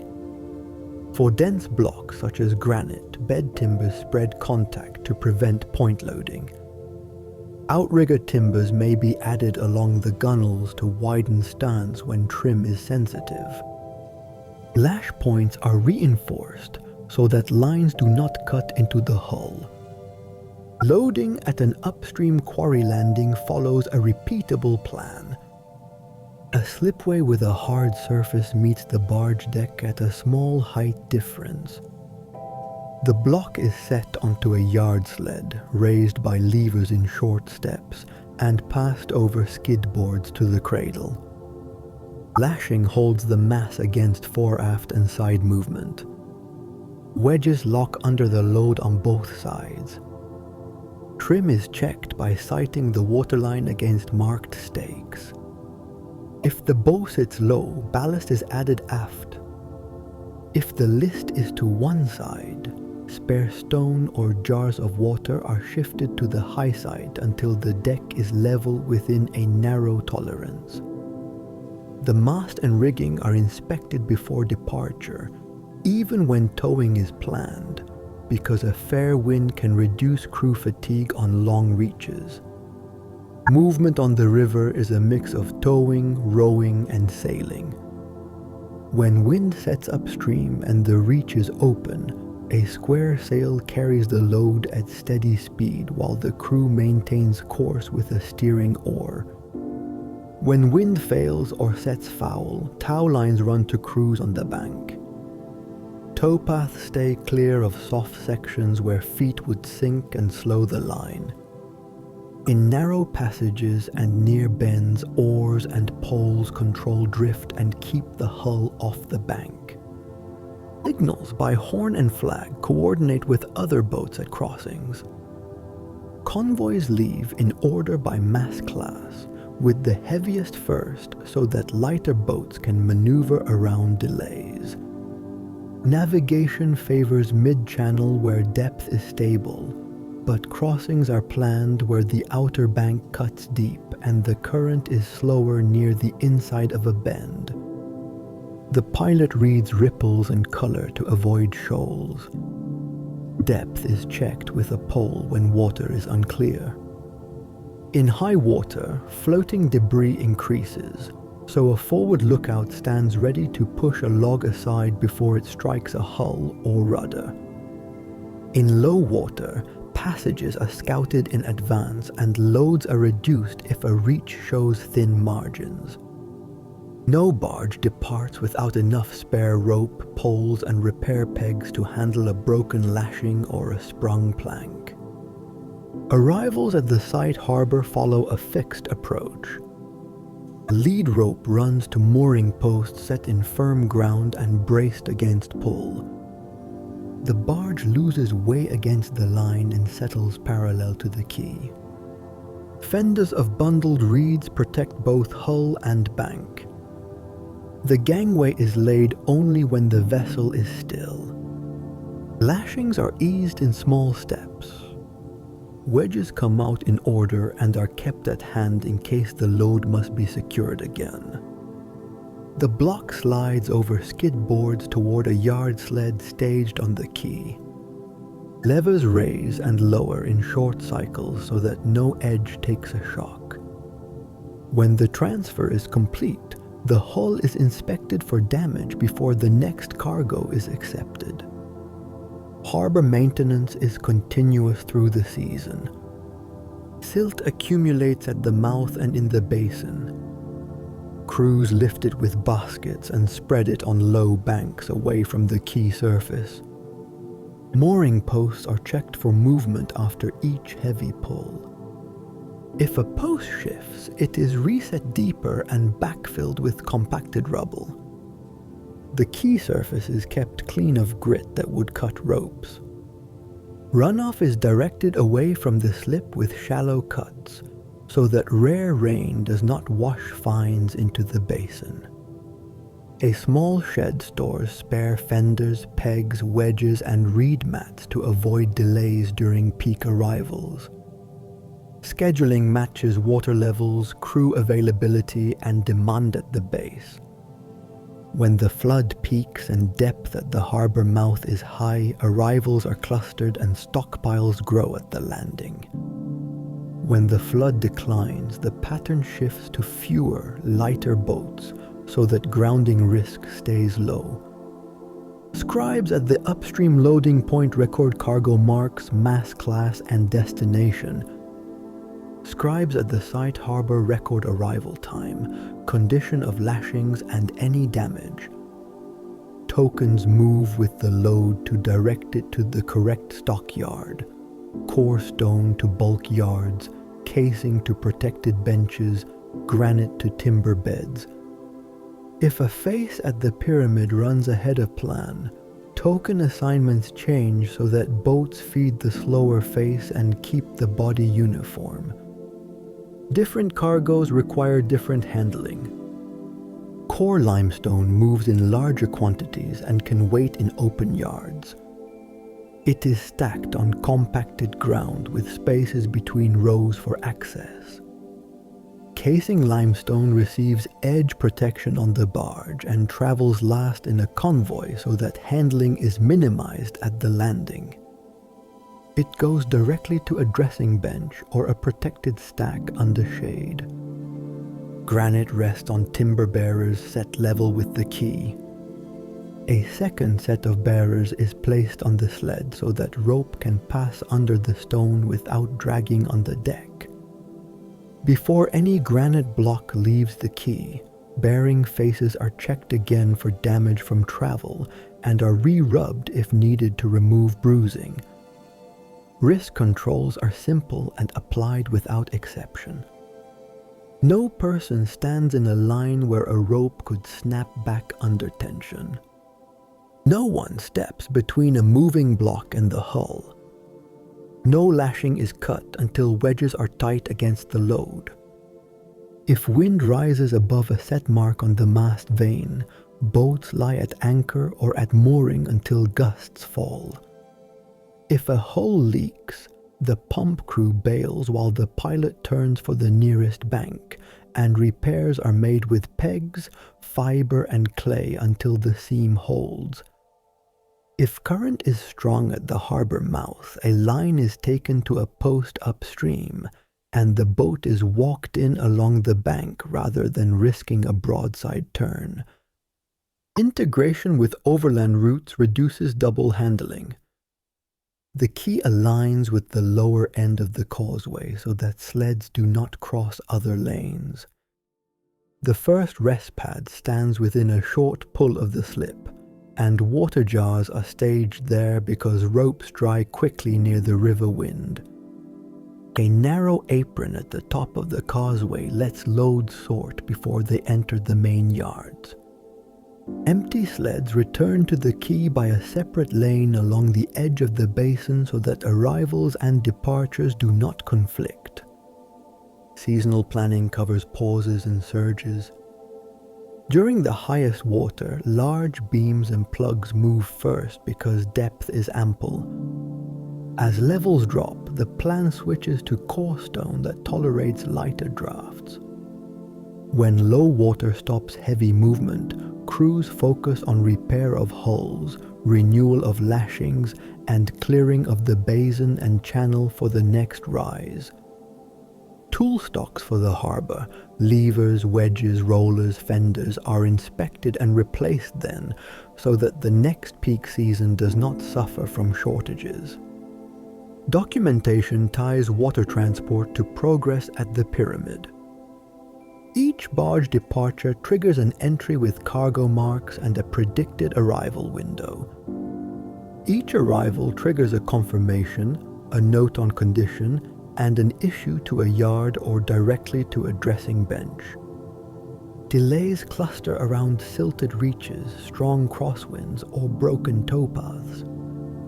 When a pattern appears, the schedule is adjusted, crews are moved, or loads are resized. The aim is not speed but regularity. A predictable cadence lets yard teams plan dressing and lets setters plan courses without idle time. When these routines are established, river and canal transport becomes a stable link in the chain. Quarries release stone to boats that carry it in controlled drafts. Landings receive it on hard quays. Loads pass to sleds without shock. Records preserve sequence and condition. Harbor crews keep basins open and moorings firm. Towpaths remain passable. With this link reliable, the base can count on a steady inflow of stone, and the work can shift to forming the foundation courses that lock orientation and level into the first permanent ring of the structure. With orientation fixed and the rock surface leveled, the first permanent work begins at the ground line. The bearing zone is cleaned again and rubbed to remove loose crust. Shallow bedding trenches cut just inside the final outline provide a controlled seat for the perimeter stones. Where the bedrock falls below the target plane, compacted rubble fills are added in thin layers and rammed to refusal until the gauge rod shows the required height. Where the rock stands high, ridges are trimmed and tested with a straight edge and a plumbed frame. The axis lines are restored from the benchmarks, and the corner points are confirmed by remeasuring lengths and diagonals.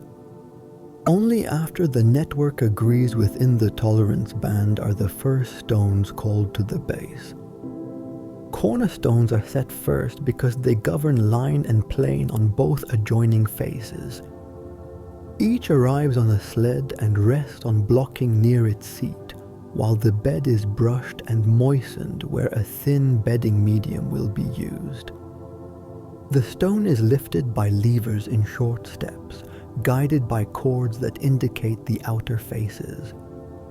It is lowered in small increments so that probes can test contact. If a hollow is found, the stone is raised, the bed is corrected, and the descent resumes. When the outer faces align with the cords and the top plane meets the course gauge at all four edges, the block is tapped to final, and the position is recorded in pigment on the side facing inward. The corner then becomes a fixed reference for the straight runs on both sides. Perimeter courses proceed from corner to corner under a taut cord that defines the face.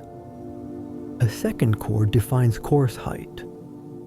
Between cords, a foreman checks every bed with a straight edge and every block with a thickness gauge set to the lift. Bedding media are kept thin, and even so that contact occurs over a broad area rather than on isolated points. If a block rocks, it is lifted at once and the bed is corrected. The block does not stay on shims or on thick fill. Edges that will meet casing later are protected during handling and are not allowed to drag against tools or sleds. Joints are staggered so that vertical lines do not stack, and headers are introduced at planned intervals to tie the outer ring into the interior mass. The interior of each course fills as the perimeter advances. Larger core blocks take the first positions behind the face. Smaller blocks and sound fragments follow to close gaps. Rubble is packed into remaining voids and tamped so that later settlement is limited. The top of the course is kept flat within a small spread so that the next lift does not inherit ridges or pockets. Where a passage or chamber will intersect lower levels, a gap is left and bonded returns are built on both sides to keep continuity. These openings are covered temporarily with planks or straight timbers to prevent falls until their permanent lining is scheduled. Control of plane is continuous. After a run of several stones, a long straight edge rides across the tops while a gauge rod checks height at set intervals.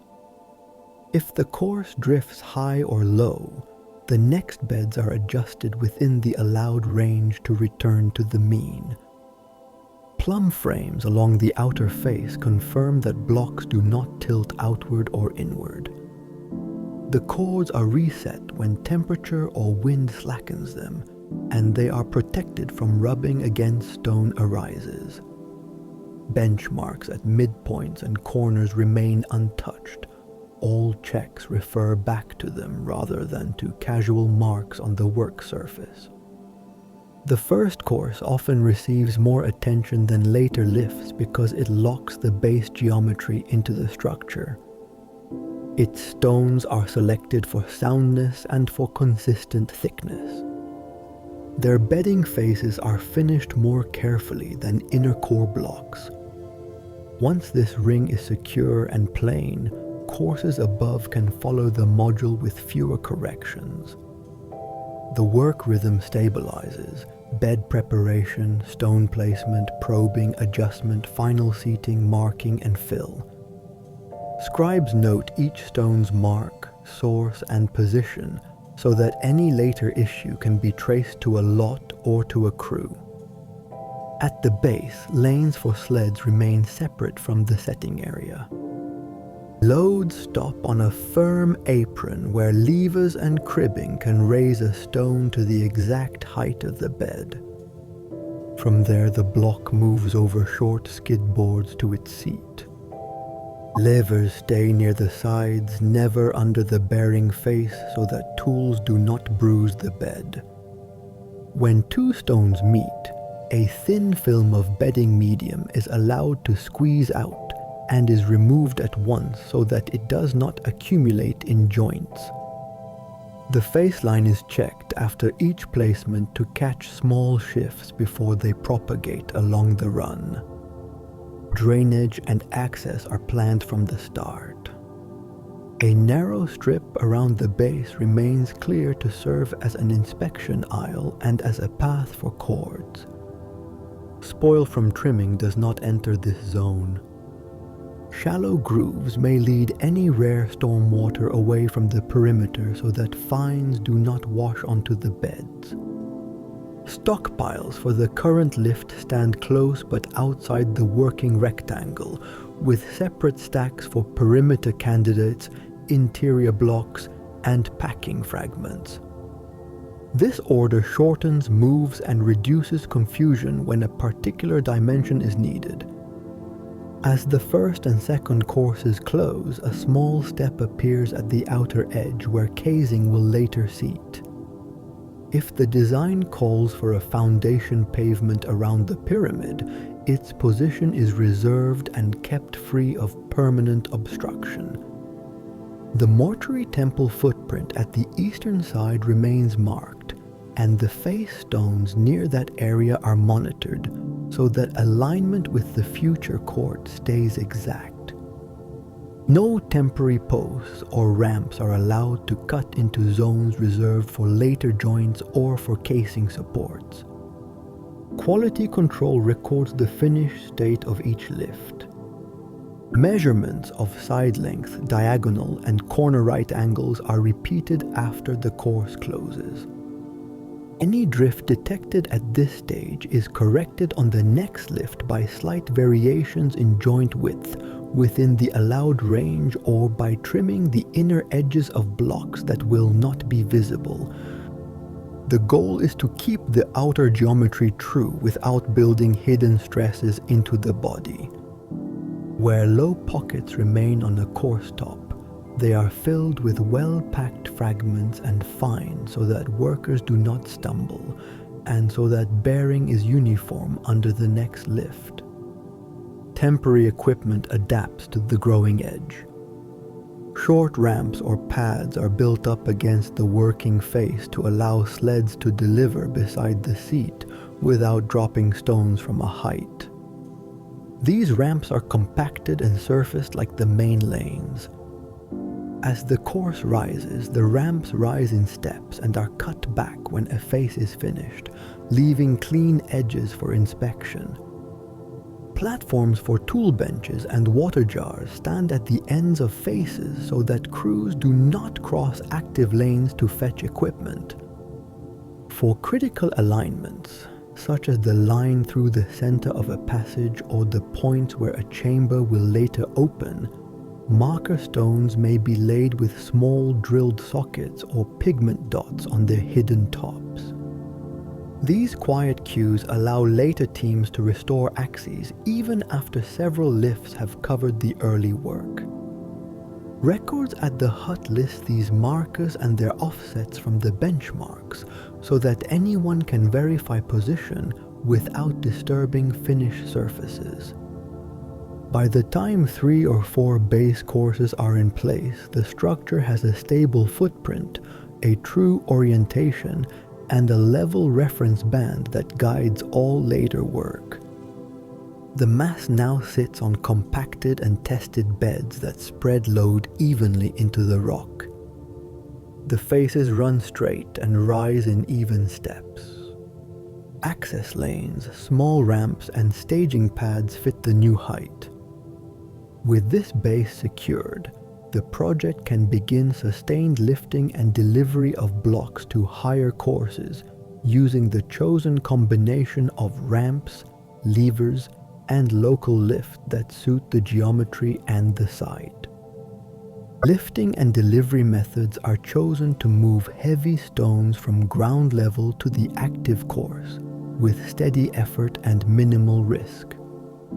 At the start, when the pyramid is low, a straight external ramp from the valley side can rise to the working edge and carry sled traffic in 2 lanes.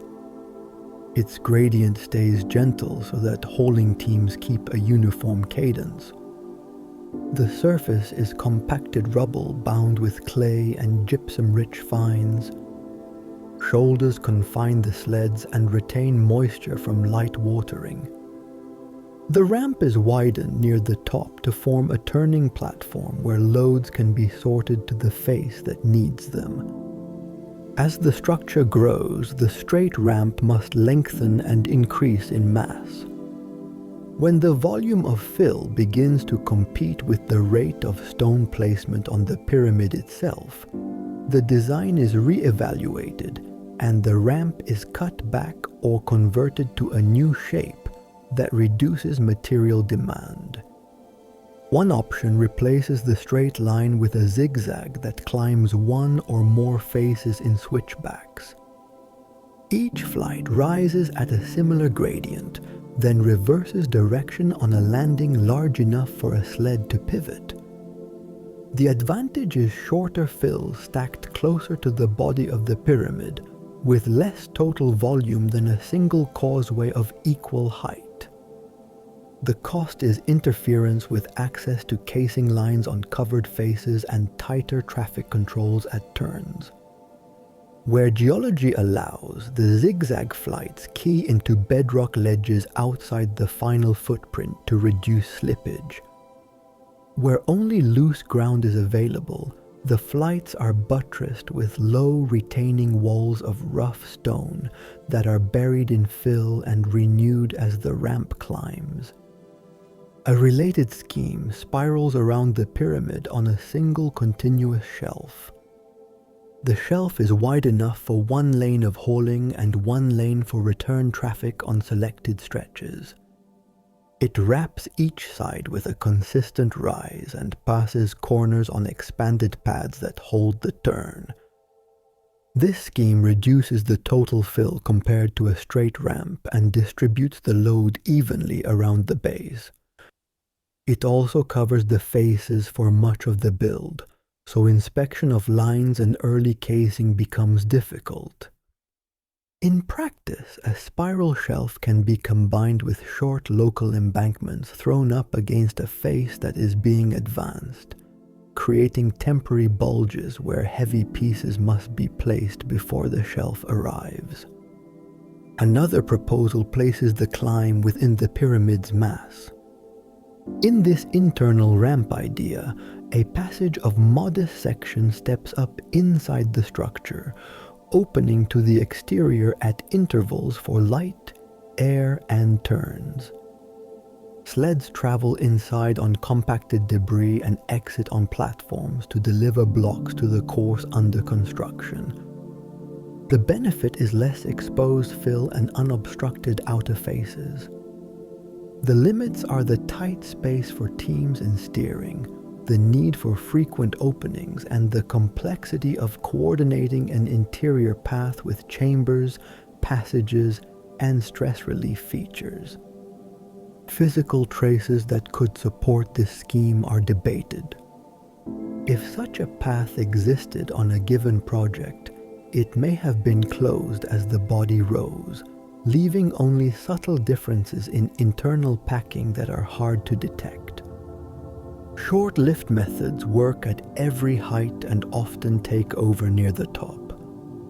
Levers, fulcrum blocks, and cribbing raise a stone by small steps from a delivery pad to the course. A lever bites under an edge, the block rises the width of a hand, and a crib is inserted to hold the gain. The cycle repeats until the bed is reached. This method consumes no large fills and leaves almost no trace beyond small working pads beside the face. Its limit is throughput. To meet schedule, several lifting stations operate in parallel along a face, each with its own lever crew and crib stacks. When passages or chamber elements must be set precisely, these local lifts give fine control without positioning a long ramp directly over delicate openings. Counterweight devices appear in some reconstructions as a way to assist climbs on steeper sections. A rope from the sled passes over a post or along a low wall with a controlled turn to a box of sand or a second sled loaded with rubble on a descending track. As the counterweight goes down under control, the loaded sled goes up. The tracks are short and are rebuilt at each lift. This approach reduces the number of pullers needed on the rope, but increases setup at every step. It is most plausible for special heavy pieces such as granite beams or plugs, where a predictable, slow rise is more important than cycle speed. Whatever scheme is used, the ramp surface acts like a machine element that needs steady care. It is built in layers of coarse fill, finer fill, and a wearing course that accepts water without turning to mud. The crown is slightly raised to shed runoff to shallow drains along the shoulders. The drains discharge away from the ramp base so that water does not eat into the foot. Posts set outside the shoulder carry flags for signals and carry lines for limited braking turns on descents. Where a ramp meets the working edge, the surface ends in a compacted apron that sits a little below the current course height. From that apron, levers and short skids finish the last part of the delivery and protect the bedding planes from abrasion. The ramp, shelf, or switchback must be removed or cut back as the casing rises. Removal proceeds in bays after a face section is finished and checked. Fill is scraped in thin layers and thrown to spoil pads that later become road material or backfill for redundant pits. Low retaining walls are robbed of stone for internal packing. The exposed face is cleaned and inspected. If early casing has been set beneath a ramp, joints are checked for damage from vibration. If damage is found, the stone is lifted and the bed is renewed before a fresh piece is set. This cycle continues until all temporary works retreat below the rising line of casing. Coordination between haul and lift controls pays. A face that receives too many loads will clutter the apron and slow setting crews. A face that receives too few will fall behind and create steps that complicate later courses. Scribes at the ramp foot and at each face maintain tokens that route sleds to the needed sector. Foremen adjust the number of lever stations and the density of working pads to keep the flow even. Heavy pieces are scheduled for cooler hours when rope stretch and friction are lower. Lighter core blocks fill gaps in the queue so that lever crews do not idle while a large load approaches. Mechanical limits are simple and respected. Gradients remain within a range that keeps rope tension and human pull inside safe margins. Corners are widened until a sled can pivot without chewing the shoulder. Posts and low walls that take rope turns sit on firm ground and are renewed before fibers cut into them. Lines avoid sharp bends that would abrade strands. Splices are kept away from high bend zones. Levers and fulcrums are kept short enough to be controlled by 2 or 3 workers, rather than long enough to whip and bruise a bed. Cribs stack with alternating grain so that they do not settle under load. Evidence that supports or limits each method is observed and recorded during construction and in later inspection. Long ramps leave scars in the form of cuttings, berms, and foundations that follow a consistent slope from a valley floor to a working height. Switchbacks leave pads at regular intervals along a face. Spiral shelves leave a continuous bench or a ghost of compacted fill along several sides. Internal paths would leave differences in packing density or in the arrangement of small stones within the body, where a lane once ran and was later closed.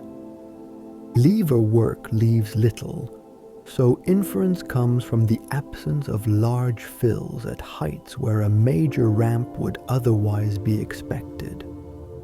In practice, combinations are common.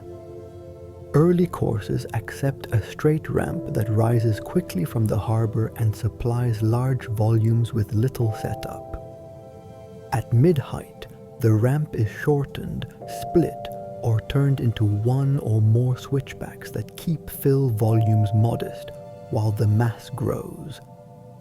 Near the upper third, local embankments and lever stations take over as space tightens and inspection of faces becomes more important. Special heavy elements, lintels, plugs, or beams receive custom paths or counterweight assists timed to calm weather and a full complement of crews. The aim remains constant: repeatable cycles, controlled risk, and delivery that matches the setting rate without burying the monument in temporary works. When the chosen system operates well, the signs are steady. Loads arrive on time at the apron, levers rise and crib in measured strokes, beds accept stones without rocking, and the face climbs in even steps. The ramp surface stays smooth and needs only light re-wetting and sweeping. Rope wear is predictable, and replacements follow a schedule instead of a failure. As the height increases, the temporary works contract by design, the working edge stays clean, and the casing can begin without obstruction. The lifting and delivery phase then blends into routine course laying at altitude, supported by the same controls that governed the foundation: clear lines, true planes, and careful repeated checks that keep the geometry sound as the mass rises. Course laying proceeds in a fixed rhythm that keeps geometry within planned tolerances and prevents small errors from accumulating. Before any stone is set, the bed for that seat is brushed, rubbed, and checked with a straight edge so that contact occurs over a broad surface. If a thin bedding medium is used, it is applied as a uniform film, not as a thick layer. The goal is firm support across the whole bearing face. A gauge rod set to the target lift height stands at hand and is used at the near and far edges of every stone.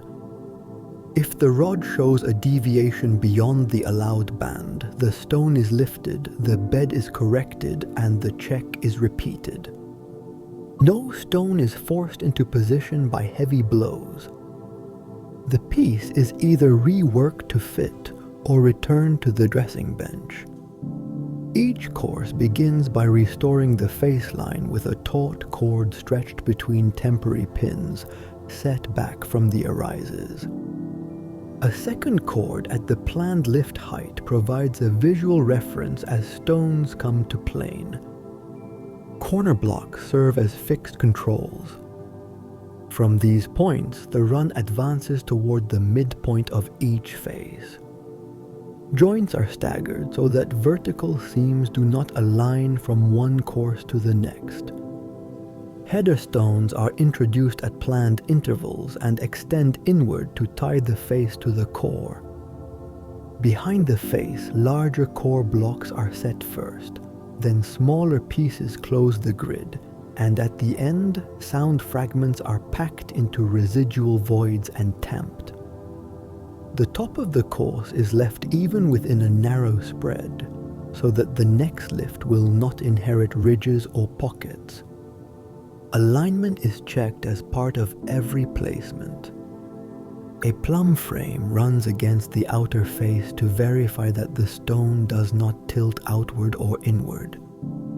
A long straight edge bridges across 2 or 3 stones to reveal high corners or saddles. If a stone rocks under light pressure, it is lifted at once and the bed is corrected. Wedges are not left in joints to hide error. When 2 dressed edges meet at a visible line, they are brought to square and true at the bench before setting, and the joint is cleaned so that no sand or slurry is trapped. Any bedding medium that squeezes out at the perimeter is removed before it hardens, because buildups in joints distort plane on later lifts. Thickness control begins in the yard and is enforced at the face. Each stone's thickness is gauged against a wooden template cut to the course. If it falls outside the band, it is redressed or reclassified for an inner position where appearance and joint regularity are less critical. At the face, tools for minor corrections are kept close: rubbing stones, straight edges, and gauges. If the bed shows a local high point, it is reduced with abrasion. If the stone shows a bump on its bearing face, it returns to the bench. The rule is simple: the bed is corrected or the stone is corrected. The joint is not asked to absorb the mismatch. Corners and lengths are remeasured at the close of each lift. Side lengths are checked against the plan. Diagonals between opposite corners are compared. If differences grow, the next course compensates by small, deliberate adjustments in joint width on the inner edges of blocks that will be buried, or by trimming inner arises where they will not be seen. The face line is kept true. Hidden corrections are used to prevent drift from reaching the exterior. This practice limits cumulative error without introducing stresses from forced fits. The work surface is protected as the lift rises. A narrow apron of compacted material stands just below the running course, allowing sleds to deliver beside the seat without dropping loads. Skid boards bridge small gaps and are removed before final seating. Levers work near the sides of a block, never under the bearing face, to avoid bruising. Rises on stone that will later meet casing are wrapped during handling and are not allowed to drag against tools or other stones. Pads under lashings prevent fibers from cutting into edges. The crew uses the same simple instruments each day in the same way to keep measurement consistent. Cords are tensioned to a standard pull and are rechecked when temperature shifts because heat loosens fibers and slack lines introduce error. Plumb bobs are inspected for damaged tips. Straight edges are kept clean so that grit does not alter contact. Gauges are stored flat to prevent warping. At the start of the day, the foreman confirms that the face cord touches its pins at both ends and clears each arris by the same small margin. At midday, the line is retensioned if wind or heat has changed its catenary. At dusk, all temporary pins and cords are removed from the work surface so that night wind does not scrape lines into fresh stone. Interfaces with future features are prepared in step with the lift.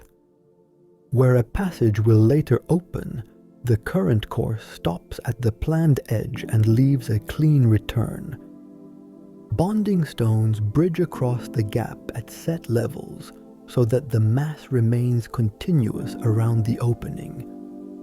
Where a chamber course will introduce a different material, such as granite, that seat is trued to a tighter finish and protected until the heavy piece arrives.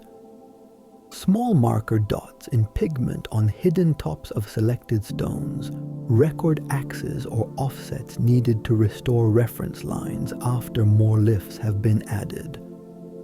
Tolerances are expressed as bands, not single numbers, and are applied the same way by all faces.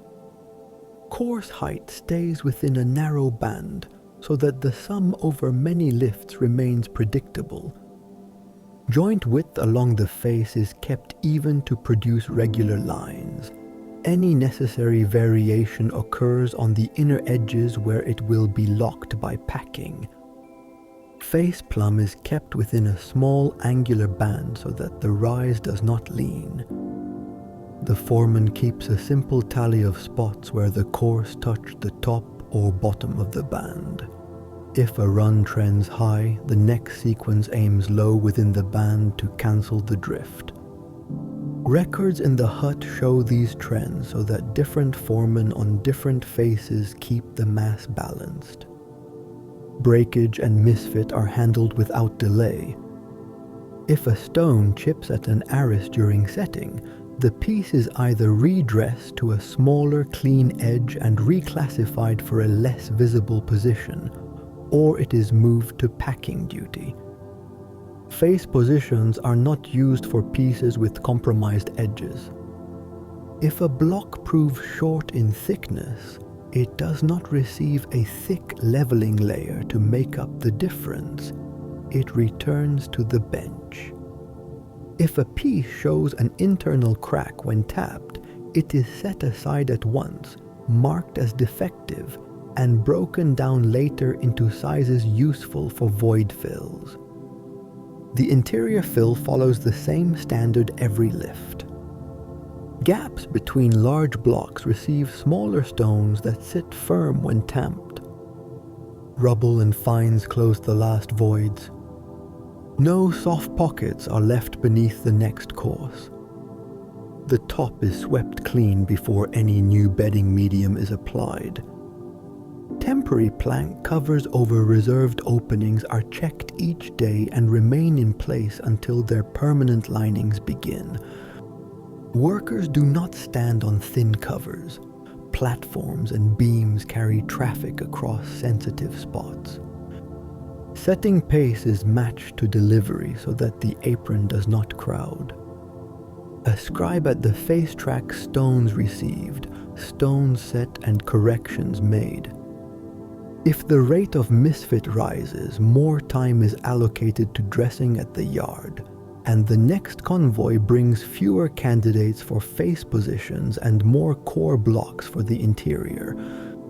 If a face runs ahead of others, token assignments at the ramp foot shift to feed slower sides and keep the load even. The aim is a uniform climb on all faces because uneven growth complicates alignment checks and strains temporary works. Environmental changes are handled as routine. In heat, cords slacken and are retensioned. Stone expands slightly and rechecks are made before final seating. In wind, signals shift from flags to horns and crews avoid lifting tall, thin pieces that catch gusts. After rare rain, beds are dried and fine material is removed from joints before work resumes. At the end of each day, exposed bedding media are covered and tools are collected so that night air and dust do not contaminate contact surfaces. Quality checks close each lift.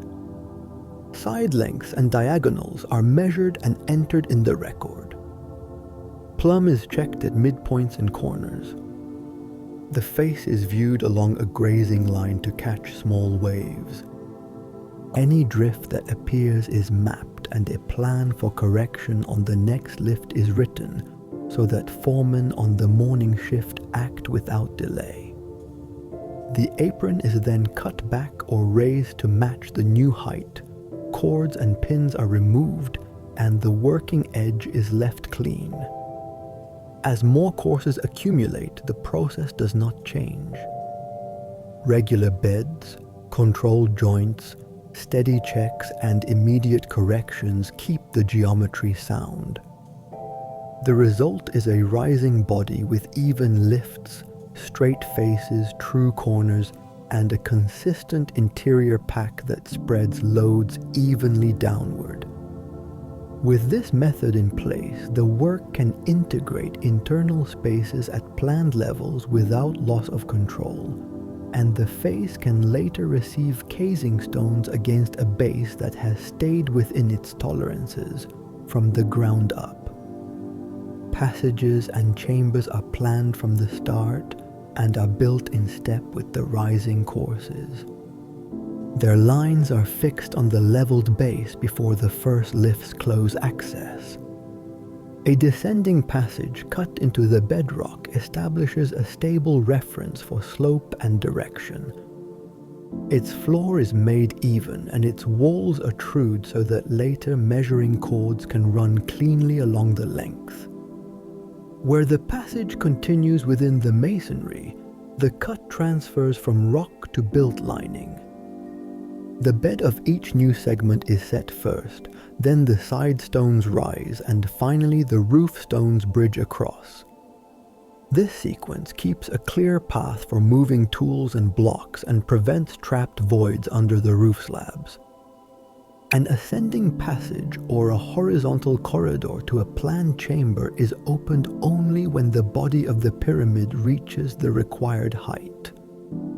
Its alignment is restored from markers placed on early courses and from small dots hidden on the tops of selected stones. At each new lift, the corridor edges are carried forward by bonding stones that tie the passage walls to the surrounding core. Floors are kept smooth but not polished.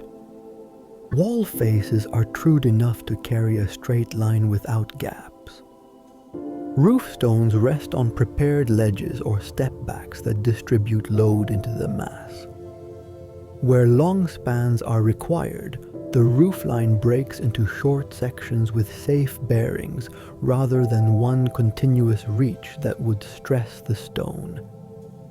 The main burial chamber is set deep inside the pyramid on a level chosen to balance access and load. Its floor is laid on compacted sound bedding. Side walls rise in courses that key into the surrounding core so that loads do not isolate the chamber as a box. Where the design calls for high load resistance, the chamber lining is of granite. Bearing faces on these stones are rubbed flat at the yard and checked again at the site. Joints are kept thin and even. The roof over the chamber is built in a form that reduces direct weight on a flat ceiling. Several solutions exist. corbelled roofs step inward course by course until the two sides meet. The stepped faces transfer weight down and away. Gabled roofs use two lean-to faces that meet at a ridge. The thrust moves to the sides and into the core. Flat ceilings can be kept safe when they are shielded by one or more relieving spaces above them. In that case, heavy beams cross the chamber and carry a secondary roof that breaks the load path and spreads the pressure over a wider area. Where relieving spaces are used, they are built as the courses approach the chamber height. Beams of granite are trial-fitted in the yard to confirm length and bearing width. At the site, their seats are prepared with tight tolerances. The first layer of beams spans from side to side and is set level. A low cavity stands above this first layer. A second beam layer crosses above the cavity at a shallow offset, and another cavity sits above it. This pattern can repeat, forming a stack of low voids separated by bearing layers. At the top of the stack, a gabled or corbelled cap diverts weight into the walls. Each layer is checked for level and seating before the next is added. The surrounding core is packed firmly around the stack so that the chamber receives filtered load rather than direct mass. Large passages that must rise steeply are built with internal supports that also act as work platforms. A stepped gallery can carry the passage roof while offering ledges for staging during placement. Floor blocks with regular notches allow beams and planks to rest without sliding. These features are not decorative. They are practical aids to moving heavy pieces into place at height with control.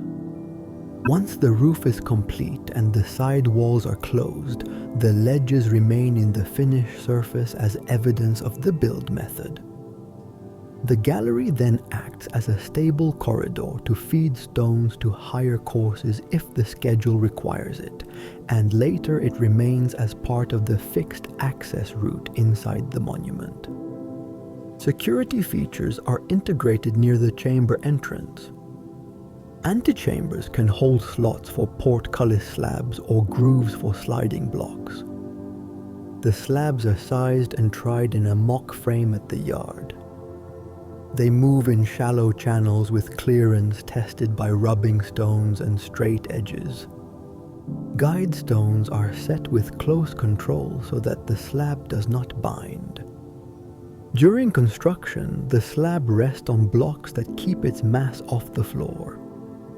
When final closure is ordered, the blocks are removed in a fixed order and the slab settles under its own weight to lock the passage.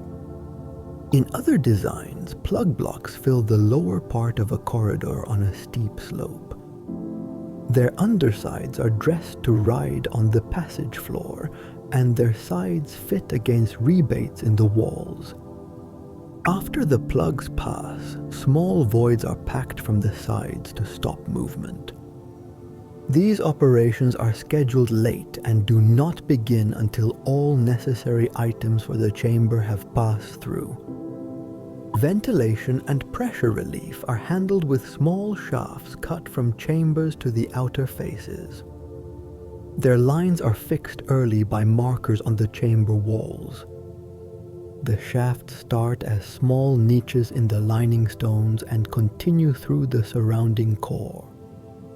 Their cross-section remains constant so that tools and measurement sticks pass easily during cutting. Where a shaft must bend to avoid a feature, the elbow is formed at a lift joint where the change can be controlled. If a shaft is not intended to reach the exterior, it stops behind a prepared blocking stone.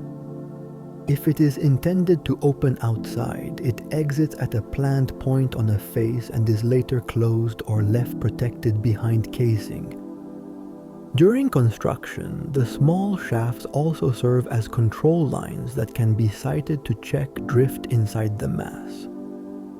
Tolerances in internal spaces are kept as strict as those on the outer faces. Floor level is checked with rods against a reference band. Wall plumb is set with frames and cords. Corners are tested with fixed angle templates. Roof stones bear on full prepared seats. Any high point that makes a rocking contact is reduced before setting. Joints are cleaned of sand and slurry. Bedding media, if used, are thin and even. Where granite meets limestone, the seat is slightly finer on the limestone side to avoid point pressure under the harder stone. These measures keep stress paths predictable as the mass grows above. Integration with the outer build is planned in detail. While the chamber rises, the outer courses continue. At each lift, the access route to the chamber remains open through a controlled corridor. Loads for the chamber are scheduled for calm hours because many moves occur in confined space where a shock would transmit to finished surfaces.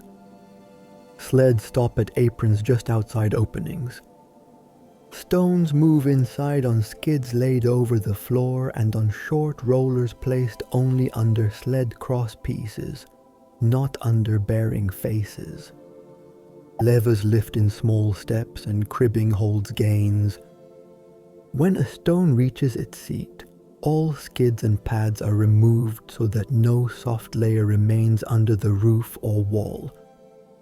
Marking and documentation inside follow the same rules as outside. Pigment marks on hidden faces record lot, orientation, and position.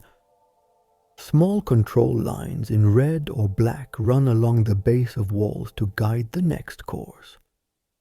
Where later teams must find a center or a diagonal, shallow dots on hidden tops of stones record those points. Scribes keep separate tallies for interior elements because a delay inside can force a pause outside if a passage must stay open. Reports compare the rate of chamber work with the rise of outer courses so that access does not close prematurely. After the chamber is complete, temporary floors and platforms are removed and the access corridors are brought to their final form. If an antechamber needs fittings for moving slabs, those fittings are taken out or filled. If plug blocks are planned, their seats are cleaned and checked. If no closure is planned, rebates are filled and faces are made even. The corridor floors are smoothed where traffic will continue for inspections. Small sockets or tool marks that are not a hazard are left in place rather than cut away, because further cutting can weaken a bearing. Load behavior over time is addressed by the form itself. Corbelled or gabled roofs direct pressure into the mass. Relieving spaces above flat ceilings break the load path. Packed fills around chambers remove voids that would settle later. Where the passage crosses rising courses at an angle, returns of bonding stones tie the sides so that shear does not open joints. Where shafts pass through courses, the small surrounding stones are fitted closely so that the hole does not enlarge under vibration. These actions reduce movement after closure. When the interior set of tasks finishes, access needed only for construction is closed in the planned order. Plugs, slabs, or blocking stones are moved into place under controlled conditions. Any working gaps are packed. Final checks of plumb, level, and clearance are made where inspection remains possible. The record notes the closure and the time. Outer courses then continue without internal interruptions. The chambers and passages remain fixed within the mass, lined, relieved, and isolated from shock by the surrounding packing. With these spaces secured, attention returns to the outer body to prepare for casing and for the work near the apex. Casing begins only after the core rises true and the planned face angle is confirmed.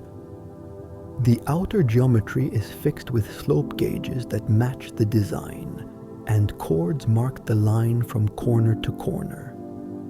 Cornerstones control the whole face, so they are selected first and dressed to the exact batter. Their bedding and back faces are rubbed flat. Their outer faces are finished to the required angle before they leave the dressing bench.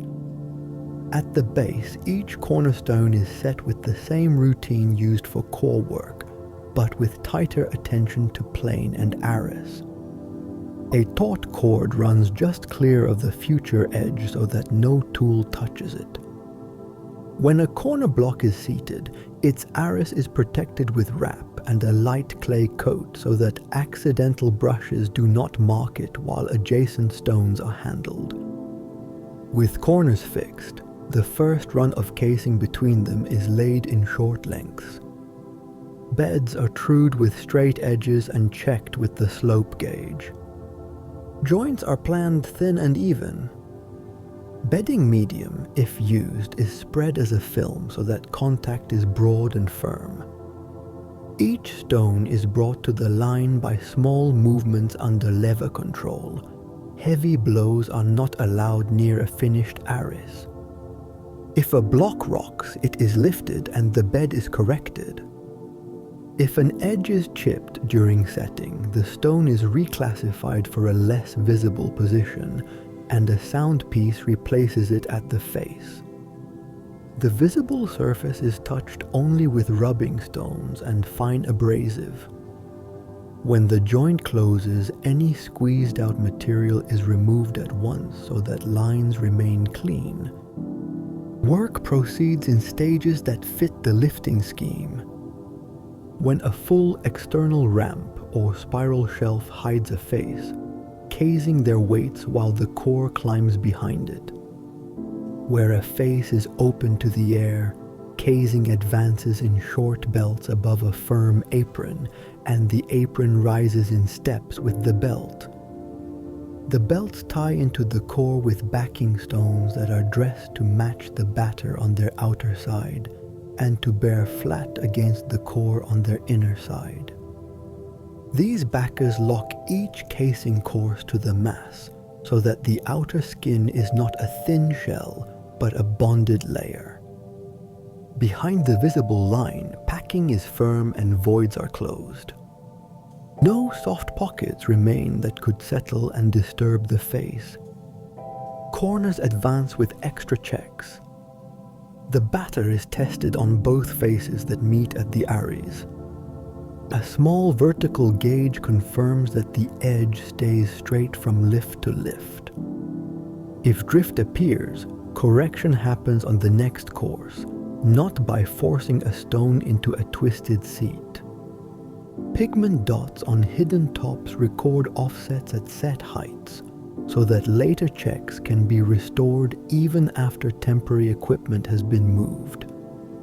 Where a ramp abuts a corner, its fill is cut back far enough to let the gauge reach the line before any stone is called to the seat. Corners receive more protection than flat runs. Wrap remains on the arris until the adjoining stones are seated and the joint is stable. Upper belts require local works that do not damage finished faces. Short embankments and pads are built below the active line.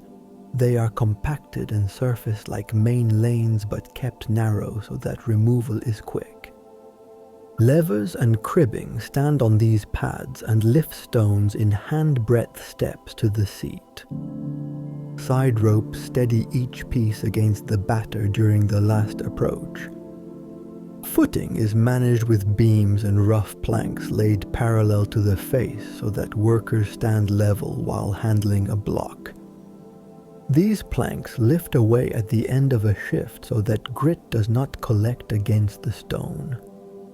Where extra security is needed at height, simple safety lines run to posts set on pads away from the face. No holes are cut into finished surfaces for temporary holds. Surface finish is controlled in the yard and refined, not created at the face.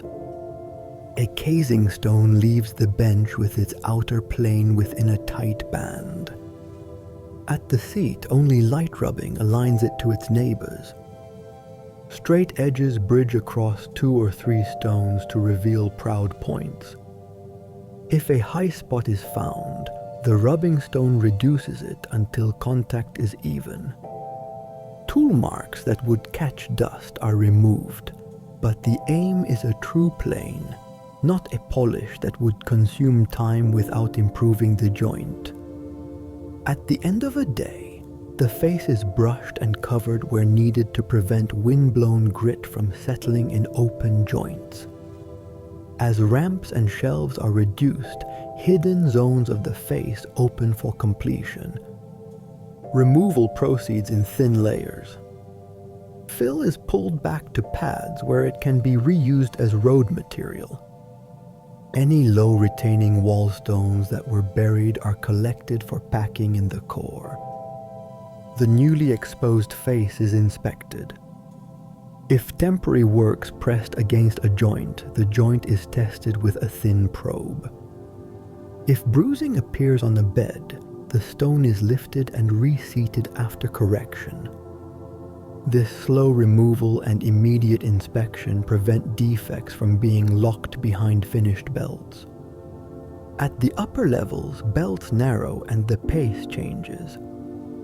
The mast tapers, wind increases, and access shortens. Deliveries are small and frequent. Teams coordinate to avoid weights at the apron. Cords that define the batter are checked more often because heat and gust affect tension. Scribes keep a separate tally for casing so that core crews do not flood the apron with interior blocks, while the face team needs clear space. When a belt closes, measurements of side length and diagonal are repeated. Small corrections are applied on the next lift within the allowed bands, always on hidden edges, never on the visible line. The last courses below the apex demand precise control. Stones are lighter, but the geometry is tight. The batter converges and the working apron sits close to the line. A small timber framework can stand over the top to carry ropes and to hold a light awning that cuts gusts. Short ramps of compacted debris lead to the highest seats. Levers work with minimal throw so that contact surfaces are not bruised. The final belt below the cap is brought to a clean, level ring that matches a prepared seat for the pyramidion.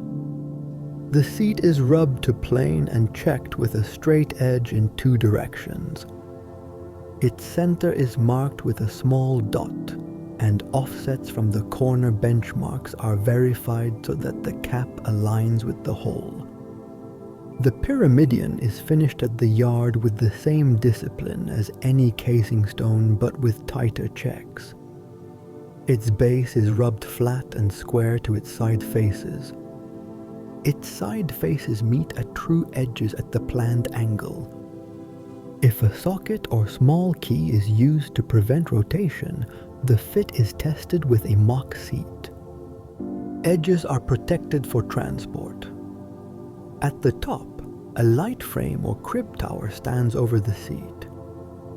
The cap rises by short lifts on levers and cribbing, or it rides on a small sled up a narrow embankment that reaches just to the side of the seat. Sidelines steady it while the base is aligned to marks.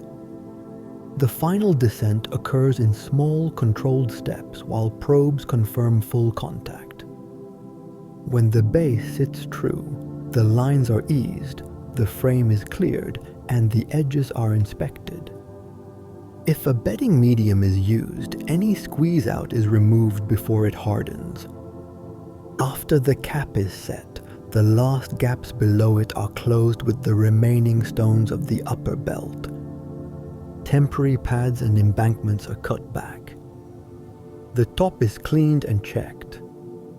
Records note the time and the crew, and a simple cover may be placed over the apex during the first days to keep dust off while the nearby work zones are dismantled. Cords used for batter are removed and access platforms are lowered. No tool or block remains on the face. Final surface attention returns to the lower belts that waited behind ramps. Where early casing meets later casing, straight edges test continuity across the joint. If a slight step is found, light rubbing brings the planes to agreement. Joints are brushed and cleared of grit. Protective wraps come off arises and any small marks in the clay coat are washed away. The inspection aisle around the base is widened temporarily so that the lowest casing course can be checked from a clean path.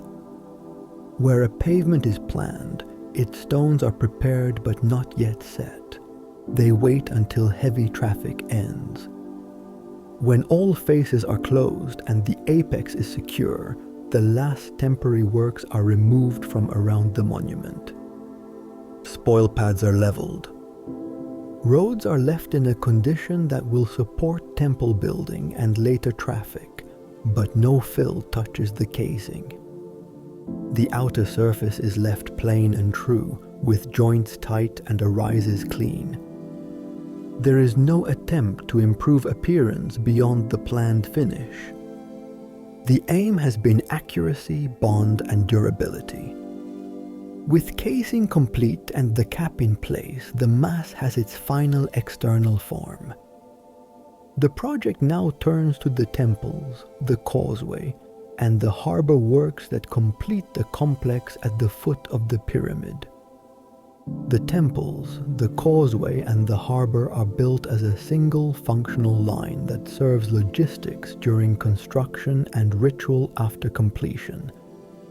Work begins at the river edge because the harbor controls supply. A basin is cut where bank material allows stable slopes. Its mouth is shaped to reduce current and silt entry. Quay faces are set on firm foundations with courses keyed into the bank. Mooring posts stand on stone footings braced against pull. The quay surface is paved with tight joints so that ropes do not collect grit, and so that sleds cross without breaking edges. Drainage is directed to sumps away from the berth so that runoff does not wash fines into the basin. During the building phase, the harbor receives heavy loads and remains open at all hours of light. When the pyramid nears completion, the harbor is cleaned, worn stones are replaced, and access steps are cut for regular traffic. From that point, the basin shifts from bulk delivery toward controlled use tied to temple operation and inspections.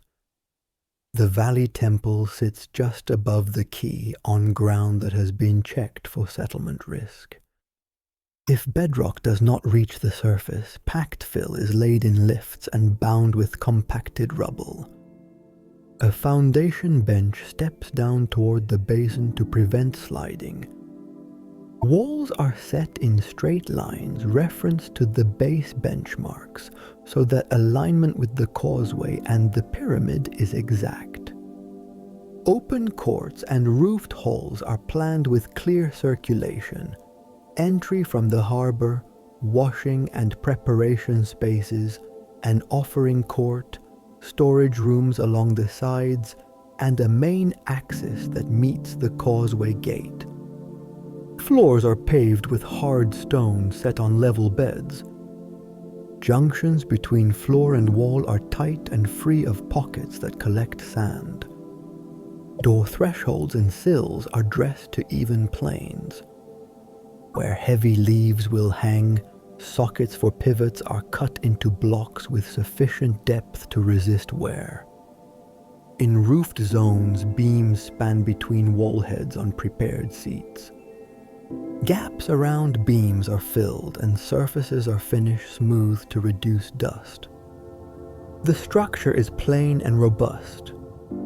Any carved or inscribed surfaces are left for the finishing stage after heavy traffic has ended.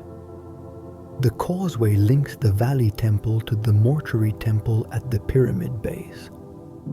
During early construction, it acts as the principal haul route, so its grade is gentle and its width exceeds the ceremonial need. Shoulders retain the surface and carry shallow drains that conduct water downslope.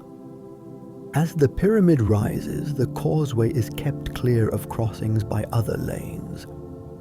After bulk transport declines, the surface is relaid where runners have scarred it, and parapets or low walls are built along the edges to define the path.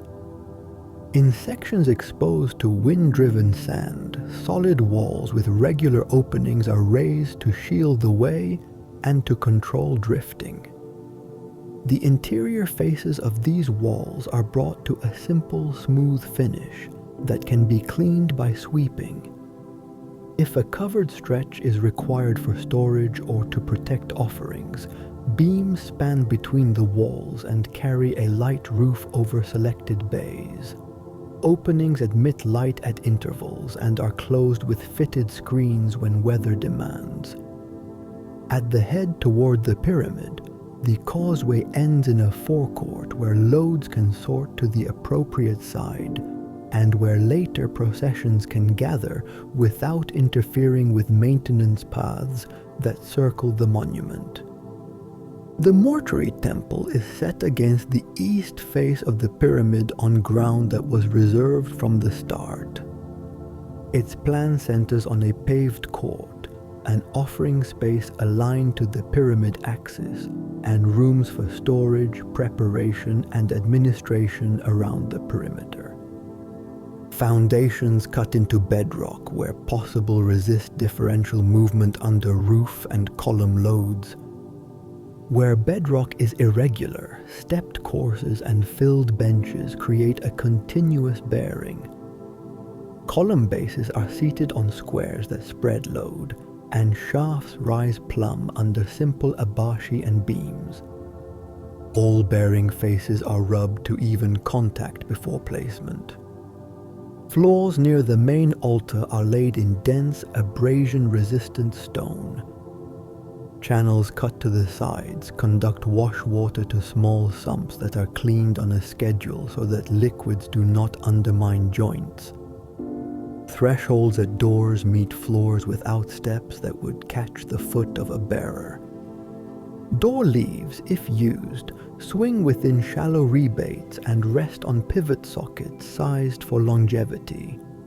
These fittings are inspected after the last heavy deliveries to ensure that grit has not scored the seats. Construction order minimizes rework. Wall cores and roofs appear in plain stone first to close spaces and carry their own weight. Finer revetments and floor pavements wait until heavy hauling over the causeway ends. Where interior faces require a tighter finish, facing stones are set on thin bedding and checked with straight edges. Joints are brushed clean. Where columns are needed, drums arrive from the yard in correct sequence, and their end faces are true to square and parallel so that the shaft rises without twist. Lintels over doorways seat on full beds and are not propped on wedges. Any decorative work that requires carving proceeds after all structural setting is complete, and after sweeping and washing remove dust that would dull tools. If painted surfaces are planned, the base plaster is applied over clean stone and cured before pigments go on, so that later condensation does not lift the coat. Integration of the three elements requires continuous, unbroken paths. From the harbor steps to the valley temple door, The pavement is level within a narrow band. From the temple through the causeway to the mortuary court, the grade is steady and without sudden changes that would strain bearers or mar the even line of later processions.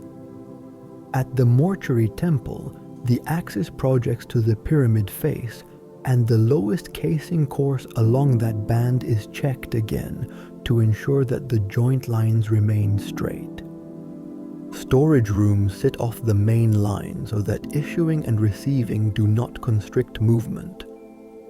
Tool stores, grain rooms, and water jars have separate access from the side so that daily service can continue while the main rooms stay clear. Water and sand are controlled by simple measures. Slopes along the causeway discharge to shallow gullies that turn away from foundations and do not cut across paths. At both temples, roof runoff drops into stone basins or runs along small ledges to set points rather than streaking walls. Door thresholds rise by a small margin above courts to keep blown sand out, and floor sweeps are stored in niches so that crews can clear surfaces without delay.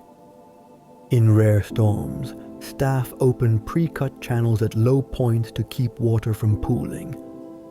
After storms, joints are inspected for washed fines and are resealed where needed with compatible material that does not swell or stain. The transition from construction to operation is formalized. Heavy sled traffic is excluded from the causeway once the mortuary temple begins to receive its fittings. Overland routes for late deliveries of small items shift to service lanes around the complex. The harbor retains its function for inspections and for light cargo, but its schedule reduces and maintenance intervals lengthen. Records for the temples begin to replace records for the quarry and ramp. Tallies now track offerings, oil, linen and grain, door leaves and locks, lamp fuel, and wear on floors near the offering tables. A small workshop in the temple precinct keeps simple tools, lamps, and cleaning gear, and it reports separate from the building yard. Finishing work follows a clean sequence. Pavements in the Valley Temple receive final rubbing where runners had crossed during the build. New stones replace any that show deep scoring. All faces are washed, and any plaster bases are repaired where hauling had brushed corners. In the mortuary temple, the main altar stone is set last and is checked for level and plane. The table for offering stands on blocks that spread load and that keep the surface above any water that might cross the court in a storm. Screens and door leaves are hung and tested. Where flagstones meet thresholds, edges are chamfered shallowly to reduce chipping.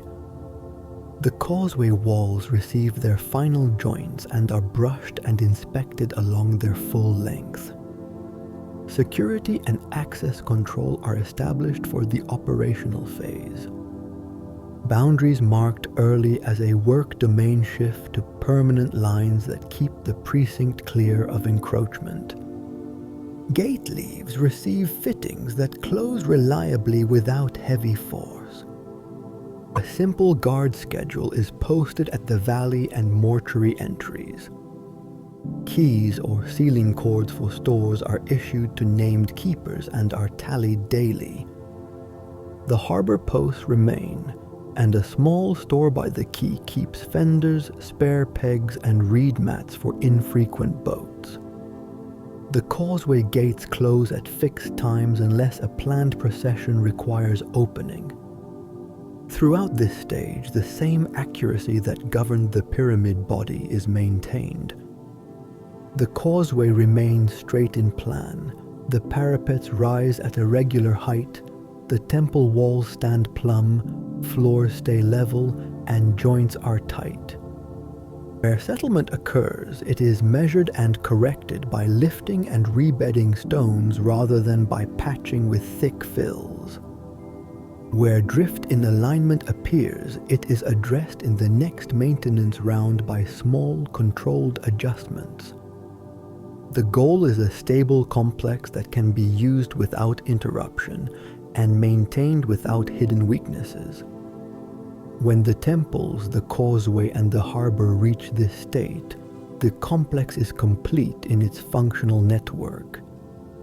The harbor accepts controlled arrivals. The valley temple processes and directs movement toward the plateau. The causeway carries the line cleanly to the mortuary temple. The mortuary temple stands against the pyramid with floors, thresholds, and storage ready for sustained use. All three are tied to the same reference axis that fixed the base of the pyramid, so checks can be restored at any time. With these works finished, the project can shift to routine operation while remaining prepared for inspections, repairs, and the scheduled attention that any stone structure requires. Operation of the complex begins when heavy hauling ends and traffic rules change from construction needs to steady routines. Movement is limited to narrow service lanes around the pyramid and to the formal path along the causeway. Access to the pyramid face is restricted to inspection teams. The mortuary temple takes the central role. Its rooms store oil, linen, grain, water, and incense. Its courts receive offerings. Its floors and thresholds carry regular foot traffic by small teams that follow fixed routes. The valley temple and the harbor remain in use for controlled arrivals and for periodic deliveries of supplies that do not strain the paving. The same reference axes that set the base remain in force. Alignments are checked during each inspection round so that drift in doors, walls, or pavements is caught early. Staffing is stable and organized by function. A chief keeper oversees schedules, stores, and records. Priestly groups perform set sequences at fixed times. Attendants prepare offerings, light lamps, and clean surfaces. Porters carry goods from storage to the altar and return unused items. Guards control entries and watch storage doors. Scribes keep tallies for everything that enters and leaves. The day is divided into repetitive blocks. At first light, doors open, floors are swept, and dust is pushed to sumps away from thresholds. Water jars are filled, lamps are trimmed, and the main court is prepared. During the morning, offerings are brought, set, and later removed. Midday brings cleaning and small repairs. Late afternoon repeats essential rites, closes rooms, and secures seals on stores. At dusk, outer gates close. Night access is limited to guards and to emergencies such as a broken latch or a gust that shifts a screen. Supply flows follow fixed lines so that storage stays organized. Grain arrives in sealed bags that are weighed, recorded, and stacked on raised platforms to keep moisture off. Oil comes in jars sealed with clay and cord. Seals are inspected and logged before jars move to shelves. Linen is kept dry and folded in simple bundles tied with tags that show length and count. Water is drawn from a clean source, carried in jars and poured into basins that sit on prepared ledges. Overflow runs in cut channels to sumps that are cleaned on a schedule. Incense and resins are kept in small containers in a cool room. Tools for daily work, brooms, rammers for loose pavements, simple scrapers for joints, hang on pegs where any missing tool is obvious at closing time. Housekeeping protects surfaces and joints. Floors are swept in a fixed pattern from inner rooms toward courts and out to the causeway so that sand does not collect in corners. Thresholds are brushed often because grit accumulates there and cuts the edges under repeated passing. Walls are wiped with damp cloths where soot or incense dust settles, but water is used sparingly to avoid streaks. Paved courts are rubbed with flat stones when wear paths appear. Minor chips are dressed to a safe edge so that feet do not catch. Joints that show loss of fines are refilled with compatible material after the bed is cleaned and dried. Doors swing in shallow rebates on pivot sockets. Pivots are checked, cleaned, and oiled so that grit does not grind the seat. Screens and fittings are lifted and set down without dragging across stone. Sand and water are managed by simple means. Around the pyramid base, a clear strip remains open, free of spoil and debris, to act as an inspection aisle. Blown sand is swept off this strip at the start and end of each day. If wind is strong, clerestory openings in causeway walls are closed with fitted screens to reduce drift. After rare rain, water that collects on courts is directed to sumps, which are emptied before sediment dries. Drains along the causeway are checked and reopened where silt has settled. No discharge is allowed to run against foundations. If a leak stains a wall, the source is traced to a roof joint, and the joint is cleaned and resealed during the next maintenance window. Security is constant but simple. Outer boundaries are marked and kept clear of new structures. Gates open and close at posted times. A guard sits at the Valley Temple entry and another at the Mortuary Temple court. Night rounds follow a fixed circuit. Seals on stores are inspected at dawn. Any broken seal triggers a full count and an entry in the record. Access to the pyramid itself is limited. No tools are left near the casing. No ladders rest against the faces. If inspection requires height, a small freestanding frame is set on a pad away from the stone and removed the same day. Visitors of rank enter by appointment, pass through the Valley Temple, ascend the causeway, and are received in the mortuary court. Their path does not cross storage or service rooms. Inspections follow a calendar. Weekly checks cover floors, thresholds, doors, and the lower casing courses. Monthly checks include parapets of the causeway, roof joints in covered bays, and joints in the valley and mortuary temple pavements. Seasonal checks coincide with the rise and fall of the river. Before high water, harbor moorings are tested and posts are braced. After the flood, silt is cleared from the basin mouth and key edges are examined for abrasion. After the windy season, causeway walls and court floors are cleaned more deeply and joints are renewed where grit has cut the edges. Each inspection round produces notes that list small items for the next maintenance day and any larger item that will need stone, wood, or rope from outside. Repairs use the same standards as initial work. A loose flagstone is lifted, its bed is cleaned, fines are replaced, and the stone is reseated to full contact. A chipped threshold edge is redressed to a clean chamfer, no soft patch is applied.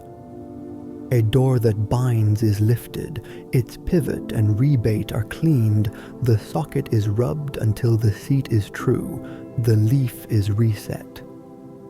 A cracked beam seat is cleaned and packed with dense stone under a tight, thin bedding. If a pavement area has settled, Surrounding stones are lifted in a planned pattern. Fill is compacted in thin layers, and the stones are relayed to plane.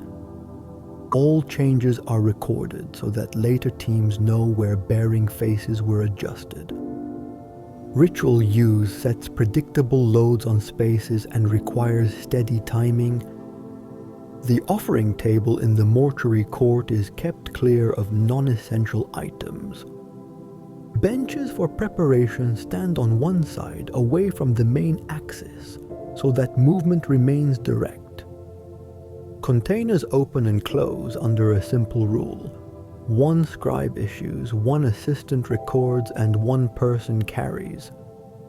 At the end of a cycle, unused goods return to stores and residues are disposed of at a set point outside the precinct.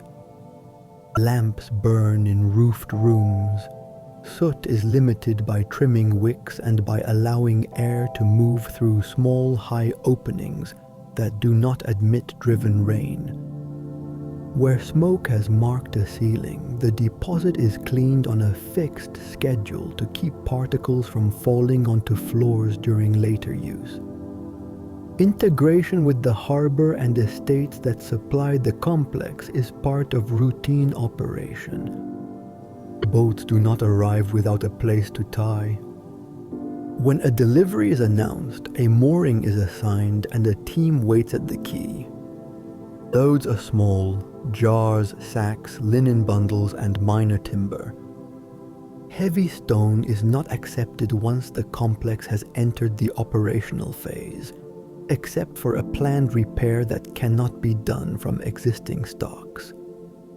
Towpaths near the harbor remain passable.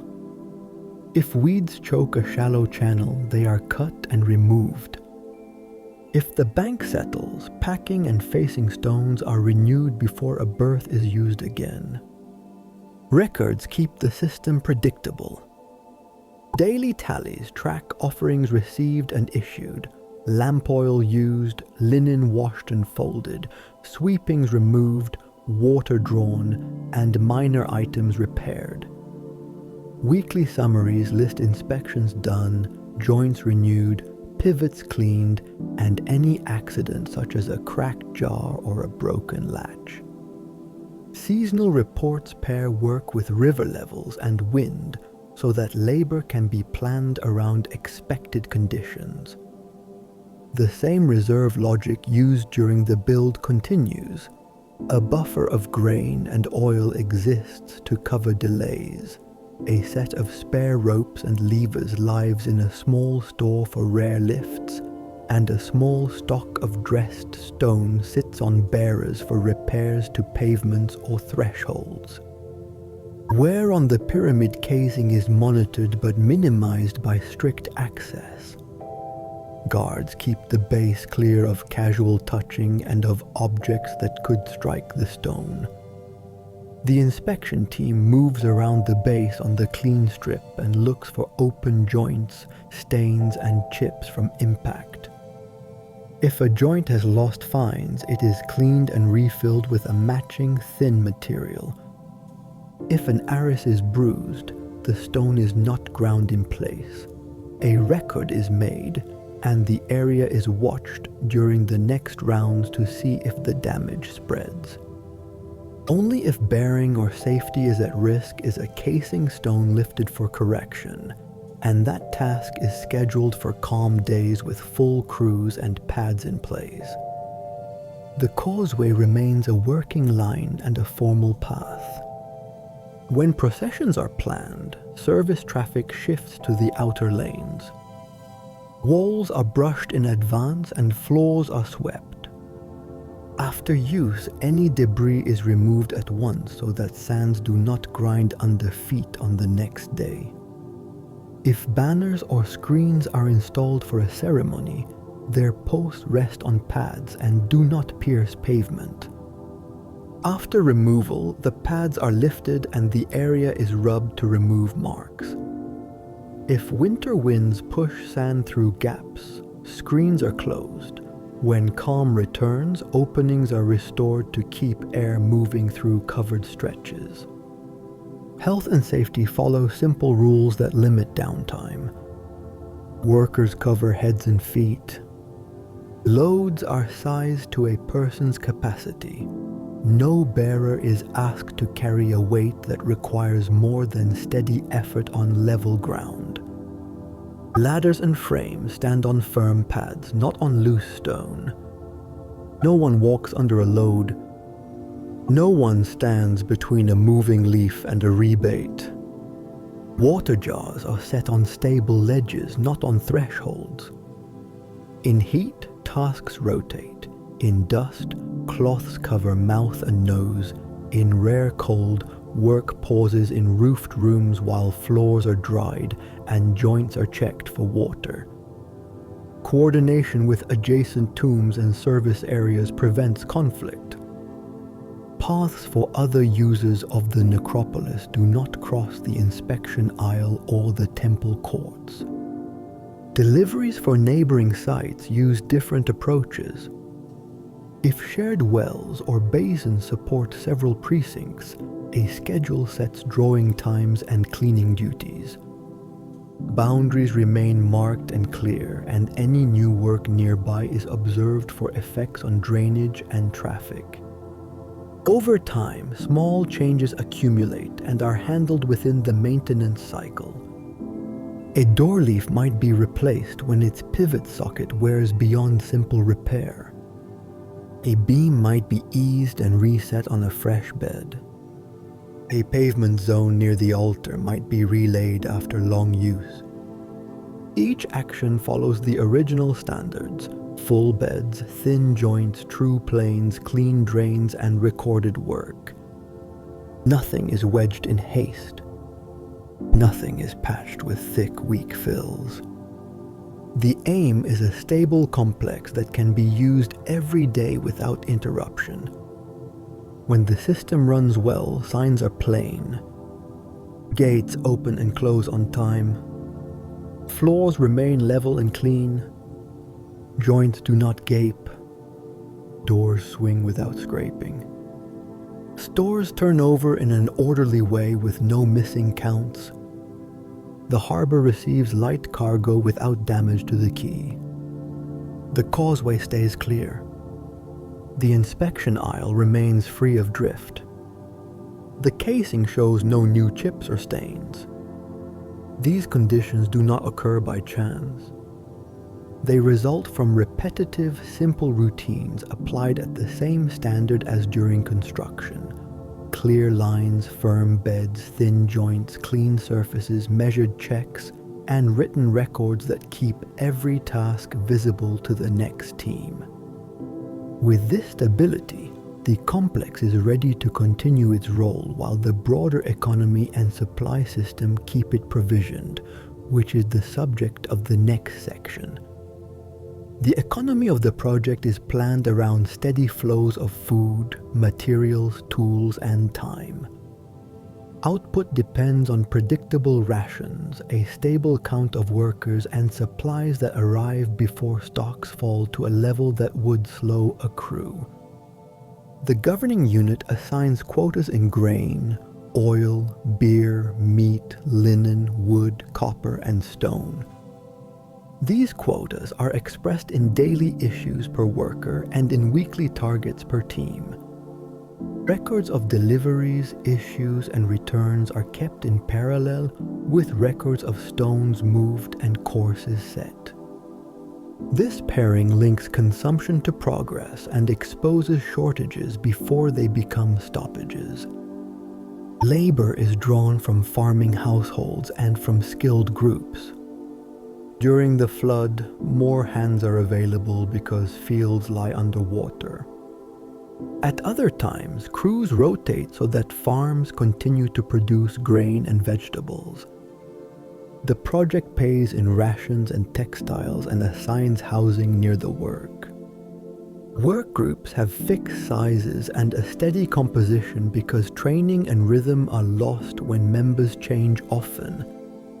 Skilled tasks such as tool making, dressing of casing, granite work, and alignment rely on small teams that remain in place for long periods. Unskilled hauling receives workers on a seasonal cycle, but even there, foremen keep a core of experienced pullers who set pace and signals. Food supply is the base. Grain moves from storage at estates to granaries near the site in sealed sacks. Scribes record weight on entry, weight on issue, and any loss to pests or moisture. Beer is brewed in batches sized to daily demand and issued in jars with markings that match a standard measure. Meat arrives on set days and is salted or cooked at once to prevent waste.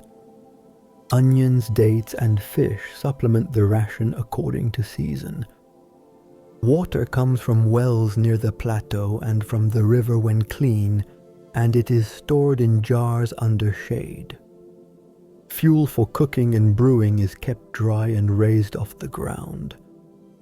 These simple controls keep illness down and reduce absence from work. Tool metals are limited and are treated as a circulating stock. Copper arrives as ingots or scrap and cycle through the smithy as chisels, adzes, saw strips, and drill tubes. Each piece is marked to a team and a bench. After a known period or a measured length of cut, tools return for softening, reshaping, and truing. Losses are recorded and charged to a unit so that care improves over time. Broken or thinned metal is not discarded.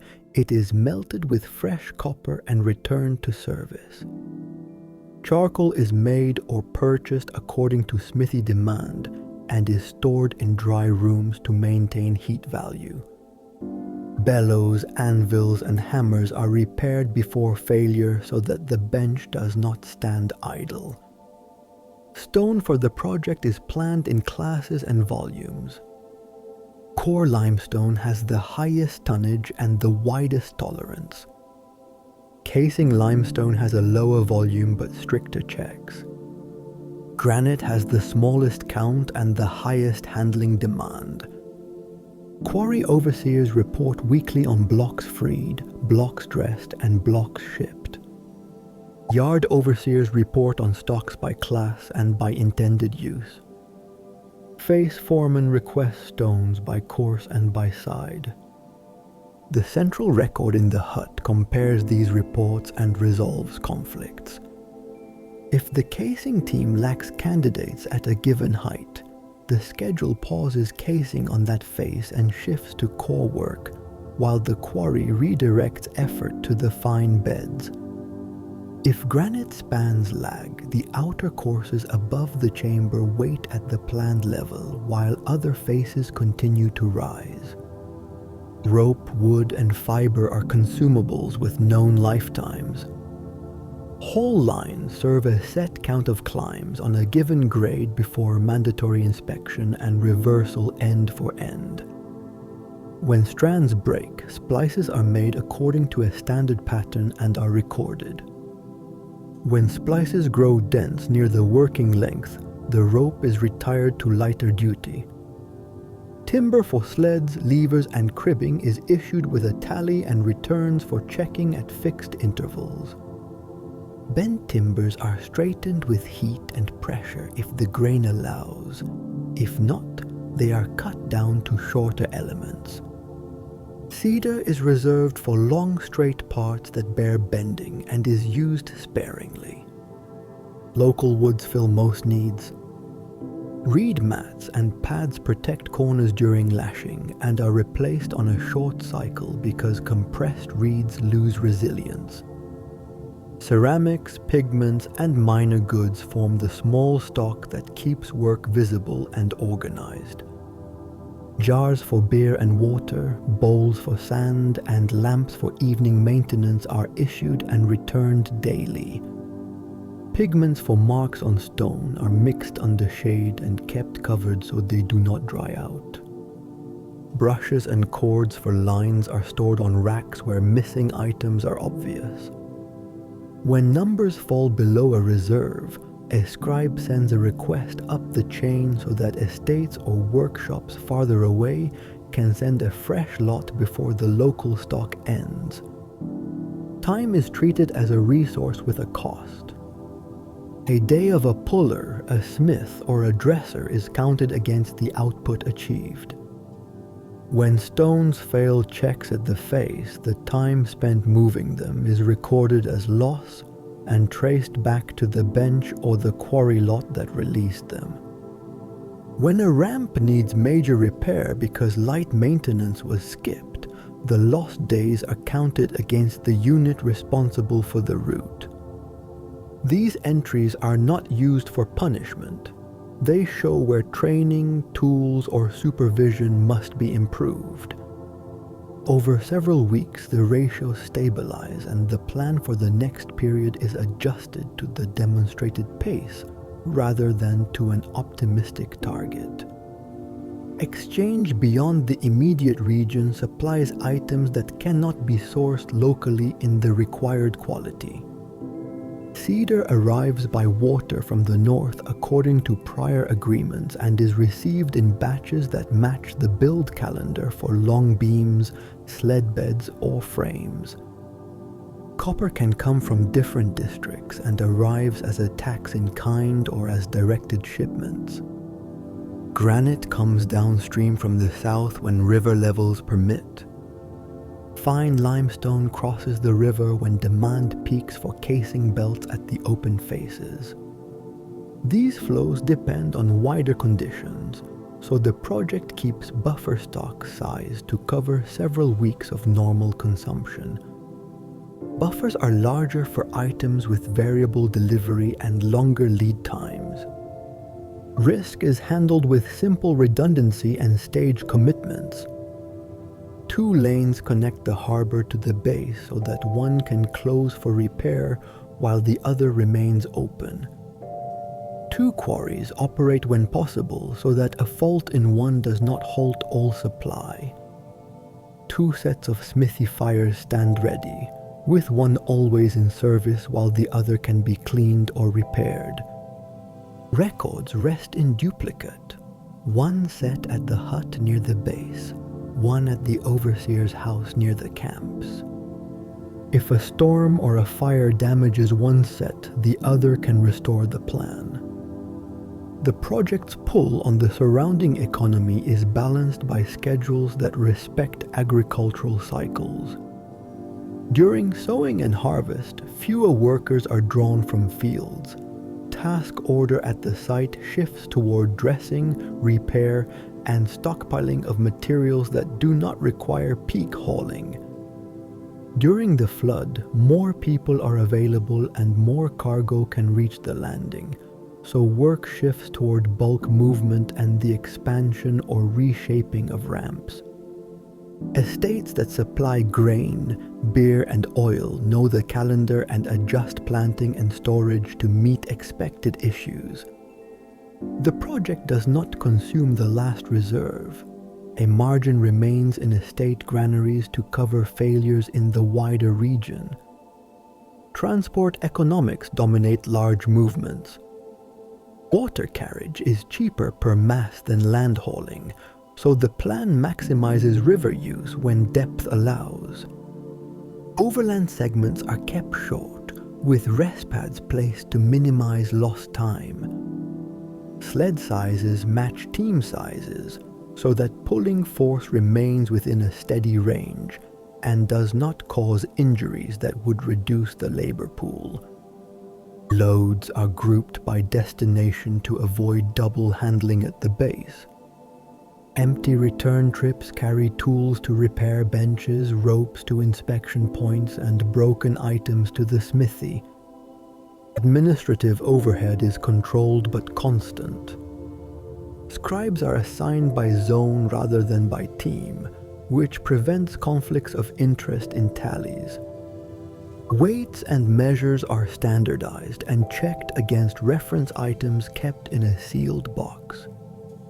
When a new scribe joins, the measures are explained and entered in a sample ledger that is later reviewed by a superior. This routine keeps counts comparable across weeks and avoids drift in units that would corrupt the plan. Waste is converted to utility wherever possible. Quarry spoil becomes road fill and ramp core. Broken stone that will not serve at the face becomes packing for interior voids. Worn reed mats become padding under ropes for lighter loads. Dust and fines swept from courts and lanes are collected and dumped at controlled points downwind. Ash from the smithy mixes with clay for seals where suitable. These practices reduce the draw on fresh material and keep the site cleaner. The economic end state is a steady cadence that links distant sources to daily tasks. Grain enters granaries at a rate that matches issues plus a small reserve. Copper tools cycle through benches without shortages. Ropes retire before they fail. Sleds move on lanes that hold their shape. Stones of the right class arrive at the apron for the course in progress. Smithies, yards, and faces report at the same time each day, and the central table adjusts assignments for the next morning. When this cadence holds, the cost per course remains stable, the number of days to a target height becomes predictable, and the wider economy can plan for the next cycle of supply without surprise. With resources under control in this way, the project can remove temporary works, clean the site, and close its accounts when the last stones are set, which leads to the next stage of completion and cleanup. Completion begins when the upper belts of casing close and the cap is seated. Temporary works are reduced in a planned order that keeps at least one safe access line for light loads and inspection at all times. The highest pads and short embankments near the apex come down first. Fill is cut in thin layers and moved to designated spoil pads away from faces and thresholds. The exposed stone is brushed and checked for bruising or fine cracks. If a mark is found, the bed is inspected and the stone is lifted and reseated before dismantling continues below it. Work advances downward in bays so that edges remain clean and crews do not stand above unfinished patches. Large ramps and shelves are removed in segments that match their original build. Outer shoulders are trimmed back to relieve pressure, then the crown is lowered by repeated passes. At each step, drains are kept open to prevent water from cutting into the remaining mass during rare storms. Fill with uniform grain becomes road material for service lanes. Mixed fines go to spoil fields downwind of the complex. Any rough retaining walls built inside the ramp body are dismantled, and soundstone is stacked for use as packing in repairs at the temples and quay. The ground revealed beneath the ramp is leveled and compacted so that later patrols and sweepers can move without stumbling. Aprons at working edges are reduced as soon as the adjacent face belt is inspected and accepted. Pads for levers, skid boards, and small frames are lifted and carried to a central store. No wood is left in contact with stone. Holes were never cut for anchors in finished faces, so none need to be filled. Surfaces are wiped with damp cloths to remove clay smears from protective wraps. If a temporary gauge mark remains on a hidden top surface, it is recorded and left in place. If a mark sits on a visible line, it is washed off without rubbing the arris. The causeway transitions from heavy haul to regular traffic.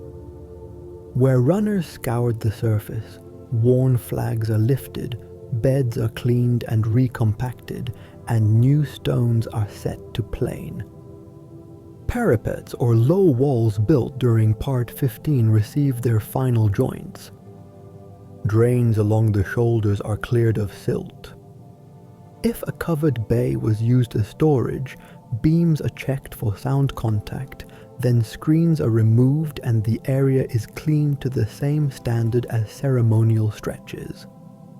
At the head near the mortuary temple, the forecourt is rubbed flat and the temporary sorting area for loads is erased so that the axis reads cleanly from door to face.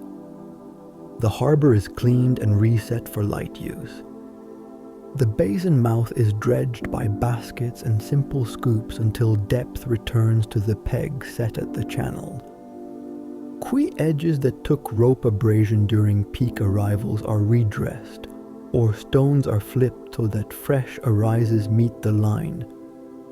Posts that carried heavy moorings are inspected and either cut down to the height suitable for inspection boats or pulled and replaced by smaller fixtures.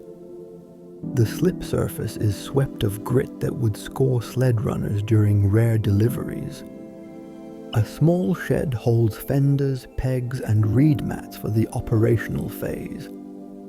Excess stores accumulated during the build are removed so that the quay stays open. Quarries are left safe and orderly. Active benches are trimmed back to stable angles. Pillars that were left as ribs are reduced to a regular face. Loose material at bench edges is relieved and compacted into steps that drain outward. Tools, sand bins, and shade frames are removed. Sound offcuts are stacked on bearers near the landing for later repairs at the complex. Rejects and fines are pushed to spoil zones that do not threaten roads. If a small service quarry near the plateau remains valuable for maintenance stone, its entrance is fenced with a simple screen, and a record notes what sizes and beds are reserved for future work. Stockyards are converted from build staging to maintenance stores. Core stacks are consolidated, and any block with hidden weakness identified during the last weeks moves to packing for void fills rather than being kept as a face candidate. Casing spares are reduced to a modest buffer, with each stone wrapped at edges and placed on timber bearers under shade. Granite spares sit on level beds with access on all sides for inspection. Yard surfaces are leveled and compacted. A clear path runs through each store so that a single damaged flagstone in the temples or causeway can be replaced without moving whole stacks. Workshops are demobilized in a sequence that protects tool stocks. The smithy records the last cycle of softening, reshaping, and truing, then issues a final set of sharp edges to the maintenance chest and returns the rest to ingots or marked bundles. Charcoal stores are counted and moved to dry rooms in the mortuary precinct. Abrasive sands are screened, decanted to lidded jars, and split between the maintenance store and the harbor shed. Wooden sleds with sound runners are kept in a covered bay. Cracked beds are cut down to straight timbers for levers and cribbing. Rope stocks are inspected strand by strand. Lines with dense splices retire to light duty for temple work. Sound lengths move to sealed baskets labeled by diameter and condition. Records shift from production to acceptance. The final as-built survey repeats side lengths, face batter checks, corner right angles, and diagonals. Results are entered against the original layout table and signed by the chief overseer and the scribe. Benchmarks outside the footprint, set early in the work, are inspected and left in place as permanent references. A short memorandum notes their offsets to visible temple corners so that future checks can be restored even if a marker is lost. Inside the monument, an entry confirms that passages are clear where intended, that relieving spaces above flat ceilings match the plan, and that any closure devices such as plugs or slabs have been seated in the recorded order. Closures needed only for construction are removed. Closures intended for security remain and are documented. If sliding plugs in an ascending corridor were used as temporary stops, they are withdrawn, inspected for bruising, and either reset for final use or replaced by clean faces. If antechamber fittings for lowering slabs were installed, they are checked, unworked devices are lifted out, and the remaining guides are dressed to a safe, clean edge. Temporary planks and rollers used inside are removed. No soft material is left under bearing surfaces. Dust is swept toward prepared sumps, then taken out in sealed baskets so that it does not blow back onto floors and joints. The perimeter around the pyramid is restored to a clean inspection strip. Spoil that crept into this band during the last months is removed. Shallow grooves that led rare storm water away from beds remain in service but are cleaned and recut only where needed. No new channels are made against the casing. The strip is compacted to a firm surface that resists footprints and can be brushed quickly. Simple boundary markers set during early phases are replaced by permanent stones that define the precinct and keep service lanes free. Labor returns to a maintenance scale in stages so that demobilization does not leave gaps. Hauling crews stand down first as ramps disappear. Dressing teams reduce next, leaving a corps that knows the standards for facework and pavements. Smiths, rope keepers, and yard foremen remain until inventories are complete and tools are either stored, recycled, or returned to estates. Scribes close production tablets, total consumption against quotas, and record remaining stocks with their condition. Workers who came from farm households depart in time for field tasks. Skilled staff transfer to maintenance rosters with fixed days for inspections and small repairs. Payments and ration settlements complete the build phase. Outstanding issues of grain, oil, and linen are distributed according to tallies. Tools issued against deposits are returned or charged to the account if lost. Copper recovered from broken tools is weighed and credited. Timber is counted by length and section. Pieces cut down for repair are recorded so that no expectation of a full beam remains on paper.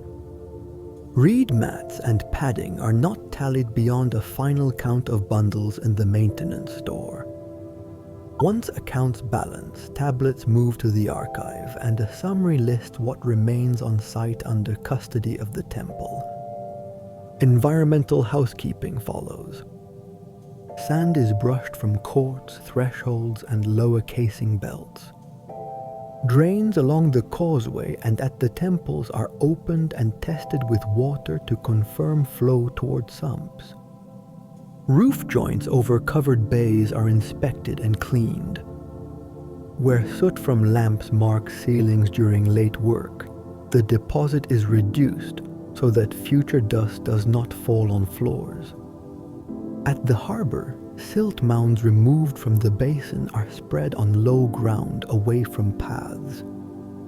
Tow paths that were widened for heavy tow lines return to a narrow, firm tread.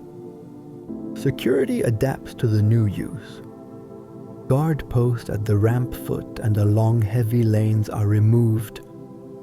Posts remain at the harbor and at the temple entries with a simpler schedule. The area once used for work camps is cleared of windbreaks and shelters. Pits are filled and compacted so that no hollows remain to collect water or trap feet. Any waste pits are sealed and marked in the record with their position, so that later workers do not cut into them when digging small foundations for screens or poles. The last visual checks span the whole complex. A person walks each face of the pyramid along the inspection strip, notes any open joint or chipped iris, and either clears it for the maintenance ledger or orders immediate correction. Another walks the causeway from valley to mortuary, checking parapets, drains, and pavement plane. Another examines temple floors, thresholds, and door leaves for smooth swing and tight fit. The harbor receives a final test mooring and a controlled unload and reload of a light cargo to confirm that posts, pegs, and the slip are sound. These checks produce a short list of small tasks that finish within days. When these items are complete, the site is clean, the geometry is fixed in the record, tools and materials are secured, and the access pattern matches operational needs. The monument stands without temporary works. The surrounding courts and paths carry only light, regular loads, and the stores hold a measured reserve of stone, copper, rope, and timber for predictable maintenance. From this point forward, the complex proceeds under the routines described for operation, supported by accurate references and by clear spaces that allow quick inspection and repair without disturbing the finished fabric. Change begins as soon as heavy work ends.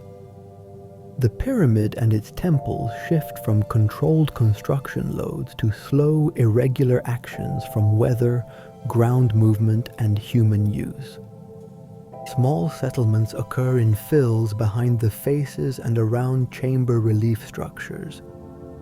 Joints that were tight open by a small amount under thermal cycles and long-term creep. Bedding layers compact in places where contact was not perfect. These movements are minor at first but accumulate over years and centuries. The inspection routines described earlier limit early effects, but over longer spans the system transitions from active maintenance to passive aging. Wind carries sand against exposed surfaces. Grains abrade arises and dress tool marks on casing and pavement. The lowest belts receive the most wear because windborne grains travel close to the ground. Where protective strips at the base are not kept clear, sand builds and presses against the faces. In time, this pressure and friction round edges and widen joints. Rare rain falls in short, heavy bursts. Water runs down faces and along joints. In sheltered corners, it stands for a time and then evaporates. Salts left behind crystallize in pores and flake soft stone. Where runoff concentrates at steps or at the ends of causeway walls, erosion cuts shallow channels until a new path develops or a simple repair redirects flow. Temperature changes act every day. Stone expands in the sun and contracts at night. The outer millimeters heat faster than the interior and create shallow stress gradients. Over many cycles, weak grains work loose on exposed planes. This effect is strongest where the face tilts and receives more direct radiation. On interior faces in corridors and chambers, the range is smaller and surfaces remain sharp for longer.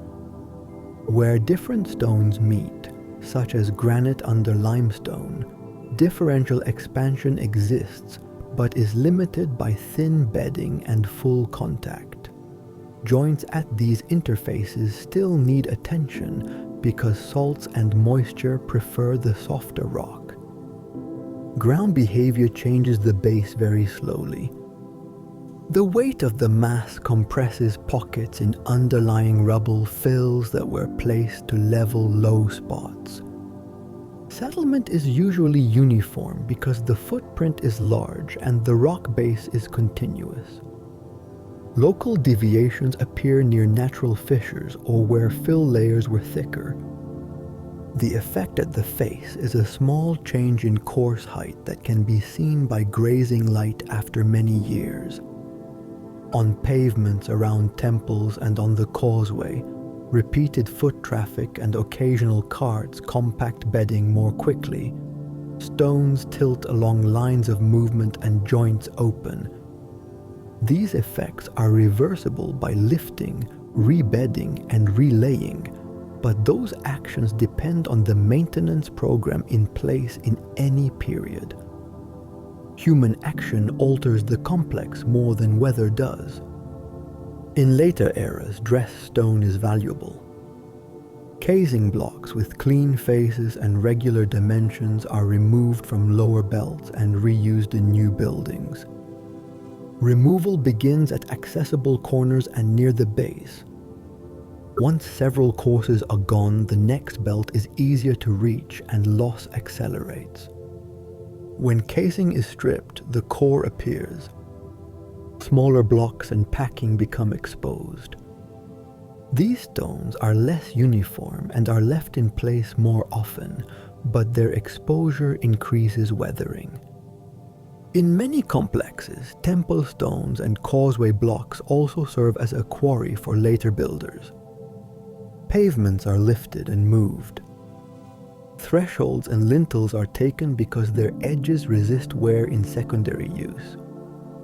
The harbor facing is robbed where boats still land, leaving irregular banks that erode faster. Burrowing and tunneling introduce new lines of weakness. Robber passages cut through courses and around blocking elements. They disturb packing and create voids that change load paths. In chambers where relieving spaces were designed to spread weight, a tunnel removes support along a narrow line. The stress concentrates and cracks develop in nearby slabs. Later builders sometimes insert props or low walls to shore a path they want to keep. These additions are not tied into the original mass and transfer little load. They also trap moisture against the old surfaces and increase salt activity.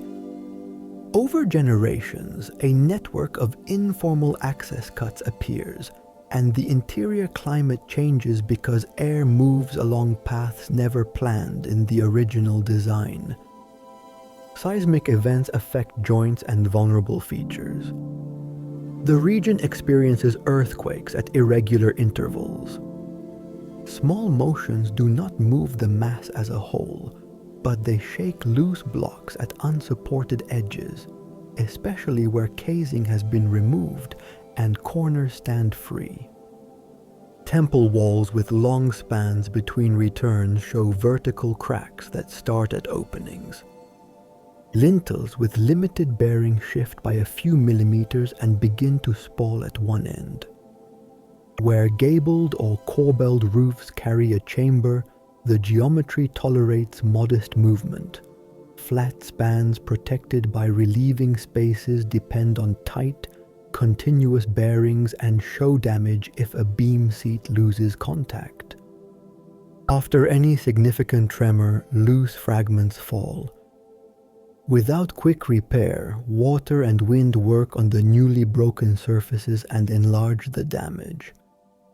Vegetation establishes itself in joints where dust and moisture collect. Roots seek water and widen cracks. In Egypt, this pressure is limited on exposed faces because conditions are dry, but in shaded courts and in harbor edges it appears. Plants are removed when maintenance exists. When it does not, root growth accelerates decay in local areas. Animals also use sheltering voids. Burrows at the base undermine pavements and produce local settlements. Administrative changes shift care patterns. When a precinct loses dedicated staff, inspection intervals lengthen. Joints open and stay open. Debris from wind and visitors accumulates along walls. Without routine sweeping, sand grinds underfoot and accelerates abrasion of floors. Doors and screens that once controlled airflow and light disappear. Soot and abrasion marks increase. Storage rooms without custodians become quarries for small fittings. Over centuries, spaces designed for controlled movement become open areas without barriers, and where patterns spread accordingly. Modern excavation and research alter the balance again. Sand is cleared from faces to reveal low courses. Rubble from collapsed casing is sorted and moved away from the base. Old robber trenches are opened to map their paths and then either stabilized or backfilled. In some places, raised walkways keep visitors off original pavements. Low fences control how close people come to the faces. In chambers and passages, lighting and ventilation are added. These measures reduce direct wear, but electrical and mechanical fittings introduce failures of their own, such as heat buildup near lamps or condensation near vents. When design is careful, these risks are small. When it is not, localized damage appears. Documentation improves with new methods. Early measurements used tapes and theodolites to record side length, height, and batter. Photographs added a visual record of condition by period. Later, photogrammetry and laser scanning produced dense models of faces and interiors. These models become the reference for change detection. Even small shifts in joints or losses at an arris are detectable by comparing scans from different years.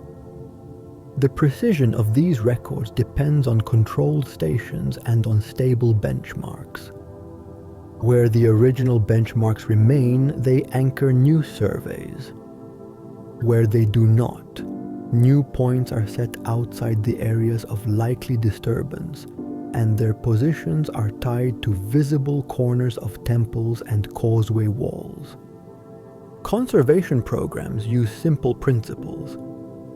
Water is kept away from bases by cleaning drains and by controlling runoff from nearby roads and roofs. Sand is managed so that the inspection strip stays clear and the wind does not trap new dunes against the faces. Joints are cleaned and, if needed, refilled with thin, compatible material that does not stain. Unstable blocks are reseated on firm beds rather than pinned through their faces.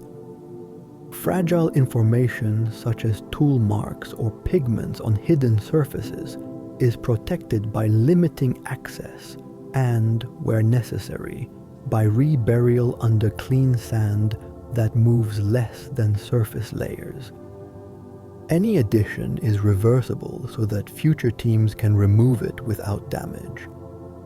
Visitor management becomes a technical matter. Footfall concentrates at narrow doors and along steep passages. Handrails and low barriers keep people away from fragile corners. Floor coverings protect original stone in places where traffic cannot be moved. Light levels are set low to limit heat and biological growth, but high enough for safe passage. Signs and guards reduce touching of faces. Counts regulate how many people can enter an interior at a time to limit humidity spikes and carbon dioxide levels that react with stone. These steps extend the life of surfaces that have already lost their original margins from earlier periods. Interpretation is affected by loss and by repair. When casing is gone, the line of the original face must be inferred from surviving courses and from the geometry of the core. When robber trenches obscure the sequence of construction in a passage, evidence must be separated from later cuts. When blocks have been moved from one site to another in antiquity, their marks no longer match the context, and any reading must consider displacement. Conservation work that fills a gap or stabilizes a joint needs a record that states what was added, where, and when, so that later analysts do not mistake a modern fill for ancient technique. Regional changes influence the setting. Shifts in the river course alter the relevance of old harbor basins. Rising built areas nearby change drainage patterns and wind patterns. Vehicle traffic introduces vibration at low levels that did not exist in previous centuries. Air pollution introduces new salts and acids that did not act on stone in the past. Management plans adapt by redirecting runoff, by planting windbreaks outside the precinct to reduce sand movement, and by restricting heavy traffic near the site. These measures are practical and do not alter the monument itself. Over very long periods, the visible mass simplifies. Fine features and tool marks fade. Casing retreats to higher belts and corner zones. Core steps dominate lower faces. Temple courts lose their smooth plane as single flags are replaced or fail. Causeway walls show patches and color shifts that reflect repair and replacement. The geometry at large scale remains: the base, the orientation, the rise to the apex. The interior retains its form where walls and roofs were overbuilt, and where relieving structures redirect load away from flat spans. Changes concentrate at surfaces, in joints, and along routes used by people and water. A stable state is possible when routine work keeps up with slow processes. Clean drains, clear strips, tight joints at low belts, and controlled access prevent most rapid damage. Where this routine lapses, loss accelerates and is hard to reverse without major intervention. The record shows that intervals of good care and intervals of neglect alternate by period, and the present condition of a pyramid reflects that sequence. The traces used by research to reconstruct building methods are filtered by this history. Missing casing, patch joints, robber cuts, and repairs must be read as later layers over the original work. The following section addresses how these layers interact with competing construction theories, and what evidence remains most reliable when methods are compared.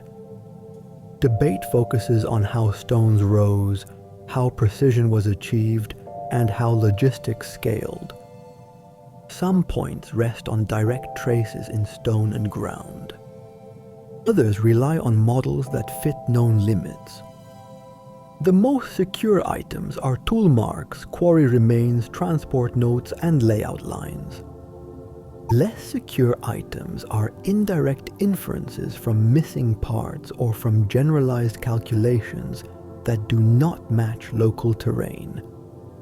A cautious reading separates firm evidence from proposal. Simple external ramps are accepted for early lifts on many sites because traces of packed embankments, retaining edges, and graded approaches exist at quarries and near bases. A long, straight ramp rising to great height would have required large volumes of fill, frequent rebuilding, and wide landings. Such mass becomes hard to remove and leaves scars that are not seen at expected scale near several finished pyramids. As a result, straight ramps are most plausible at low elevations, with fill reused as the body rose. Switchback ramps reduce fill by stepping along one or more faces. They complicate traffic at turns and obstruct early casing, but match the idea that temporary works grew with the monument and were cut back in phases. Spiral shelves around the body lower fill further and spread load around the base. They restrict access to faces but can be combined with local pads to deliver heavy pieces to specific seats. Internal ramps place the climb inside the mass. They limit external fill and keep faces open, but they demand much coordination with passages and relieving spaces and leave only subtle internal traces. The mix of evidence suggests that no single scheme explains all heights at all projects. Practical sequence uses external ramps early, hybrid paths and local embankments at mid-height, and short-lift lever work near the top. Short-lift methods appear in many reconstructions because they leave little trace and fit well at tight sides. Lever, cribbing, and skid cycles raise a stone in hand-breadth steps from a delivery pad to a seat. This approach scales by running several stations in parallel along a face. It avoids large fills and heavy demolition. Its limits are cycle time and crew fatigue. Counterweight aids add a controlled pull on steep sections. Sandboxes, rubble sleds on descending tracks, or simple water-filled bags on short drops can offset part of a load. These devices require setup and reset at each tier. They make sense for a few very heavy pieces rather than for all core blocks. The conservative reading keeps counterweights as local helpers rather than as the main system. Orientation debates compare star-based and sun-based methods. Star transits with a plumb line produce a meridian at night. Equal altitude sun points with a gnomon produce a meridian by day. Both can achieve high accuracy with repeated observations and careful transfer to ground. The finished alignments on several monuments sit within small angular bands from true cardinal directions. This precision is compatible with either method when crews work under stable routines and average results over days. Arguments that require complex instruments are not necessary to explain the observed accuracy. Tool debates weigh the capacity of copper and stone. Copper chisels, adzes, saw strips, and tube drills used with quartz sand remove material by abrasion. Dolerite pounders break crusts and regularize faces. Granite shows shallow sawn kerfs, drill holes with abrasive striations, and bruising removed by rubbing. Limestone shows chisel and adze marks that match copper edges. These traces align with the simple toolkit already described. Claims for hard alloy blades are not required by the marks in question. Where a smoother finish appears, it can be explained by longer rubbing with fine abrasive rather than by a different metal. Transport arguments compare river carriage, sled hauling on wetted routes, and rollers. River use is secure because harbors, landings, and boat remains exist, and because seasonal depth match delivery cycles.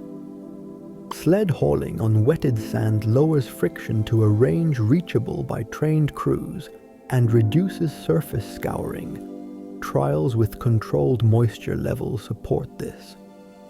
Rollers serve at turns and in yards but are unstable on slopes and soft ground.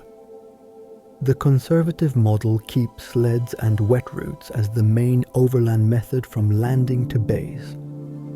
Internal design theories address how chambers resist load. Corbelled and gabled roofs redirect weight into side walls and the core. Flat ceilings under stacked relieving spaces shift pressure to broader areas. Granite beams distribute concentrated bearing across chamber spans. All of these solutions appear in surviving structures. The simplest reading is that different monuments used different roof types to meet load and span with available stone and known methods. No single roof idea dominates all sites. An alternative hypothesis proposes large-scale reconstituted stone.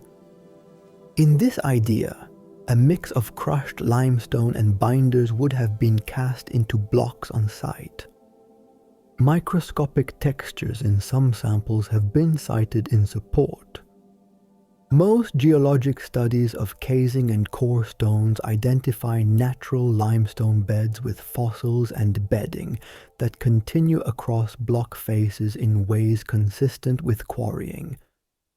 Binder use is well supported for mortars and bedding media, but not for the main mass at scale.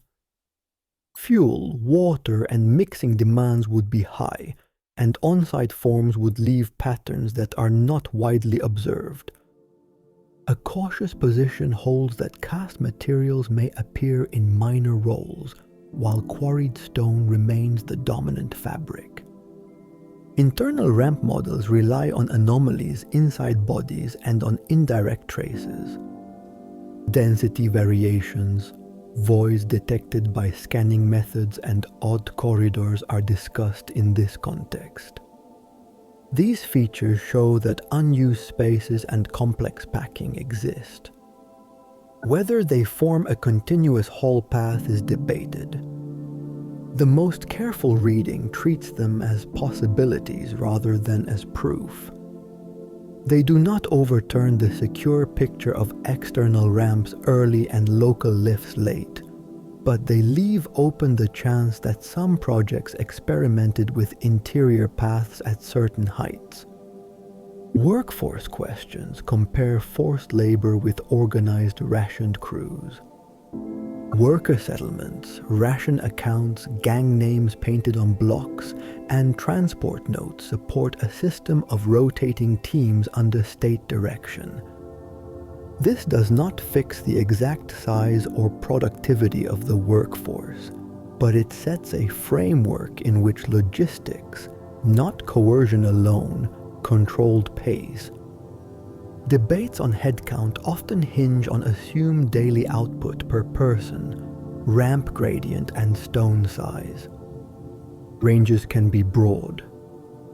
The conservative approach calibrates assumptions with quarry release rates, tool wear, and transport cycle times observed in experiments and case studies, then derives crew sizes that meet those rates with margin. Volume calculations inform ramp debates.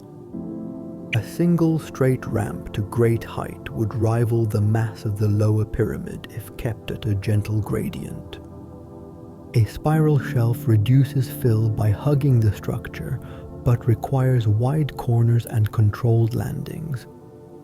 Switchbacks fall in between. Removal time, fill reuse, and stability under traffic weigh against any scheme that grows too fast for crews to maintain. These constraints support a hybrid plan that changes with height, face openness, and the schedule for passages and chambers. Precision claims are tested against simple controls. Benchmarks cut in bedrock, marked corner pins, and diagonal checks guard squareness and length. Water-filled trenches or short linked levels fix plane. Thin bedding and full seat contact limit creep in early lifts. None of these steps requires advanced tools. They require time, consistent procedure, and stable references. Competing theories that rely on unique lost instruments are not needed to explain geometry within observed tolerances. Evidence weighting follows order. First are direct physical traces: tool marks, layout grooves, bedding trenches, quarry channels, harbor works, and remains of temporary embankments. Second are near-contemporary documents, gang graffiti, transport notes, and tallies that match observed logistics. Third are experimental replications that show that a method achieves needed force levels and rates with known tools and materials. Fourth are models that balance volumes, cycles, and labor with reasonable margins. Last are proposals that depend on missing parts or on readings of ambiguous features that allow multiple explanations. A sound reconstruction starts with the first two categories, checks plausibility with the third and fourth, and treats the last with caution. The resulting baseline is practical and consistent across sites with local variation. A stable site is chosen and leveled. Orientation and plane are fixed with simple astronomical and leveling routines. Stone is quarried with copper, sand, and dolerite. River and canal routes carry bulk. Sleds move loads over wetted lanes and causeways. Early heights accept external ramps. Mid-heights use shorter flights, shelves, and local embankments. Near the top, lever stations and short lifts predominate. Passages, chambers, and relieving structures are integrated at their planned levels with granite where needed. Casing closes in belts as faces open, and the cap is set on a rubbed seat. Temples, causeway, and harbor complete the complex. This sequence fits direct traces, matches documented logistics, and leaves room for special cases without requiring a single rigid method. Debate persists where traces are thin or where more than one scheme can fit the same facts. New surveys, scans, and careful excavations add detail each decade. As this record grows, models that depend on large, unobserved structures become less likely at specific sites, while mixed incremental methods gain support. The conservative position remains: simple tools used in controlled routines, ramps and pads adjusted to height and access, and steady logistics explain most of what is seen.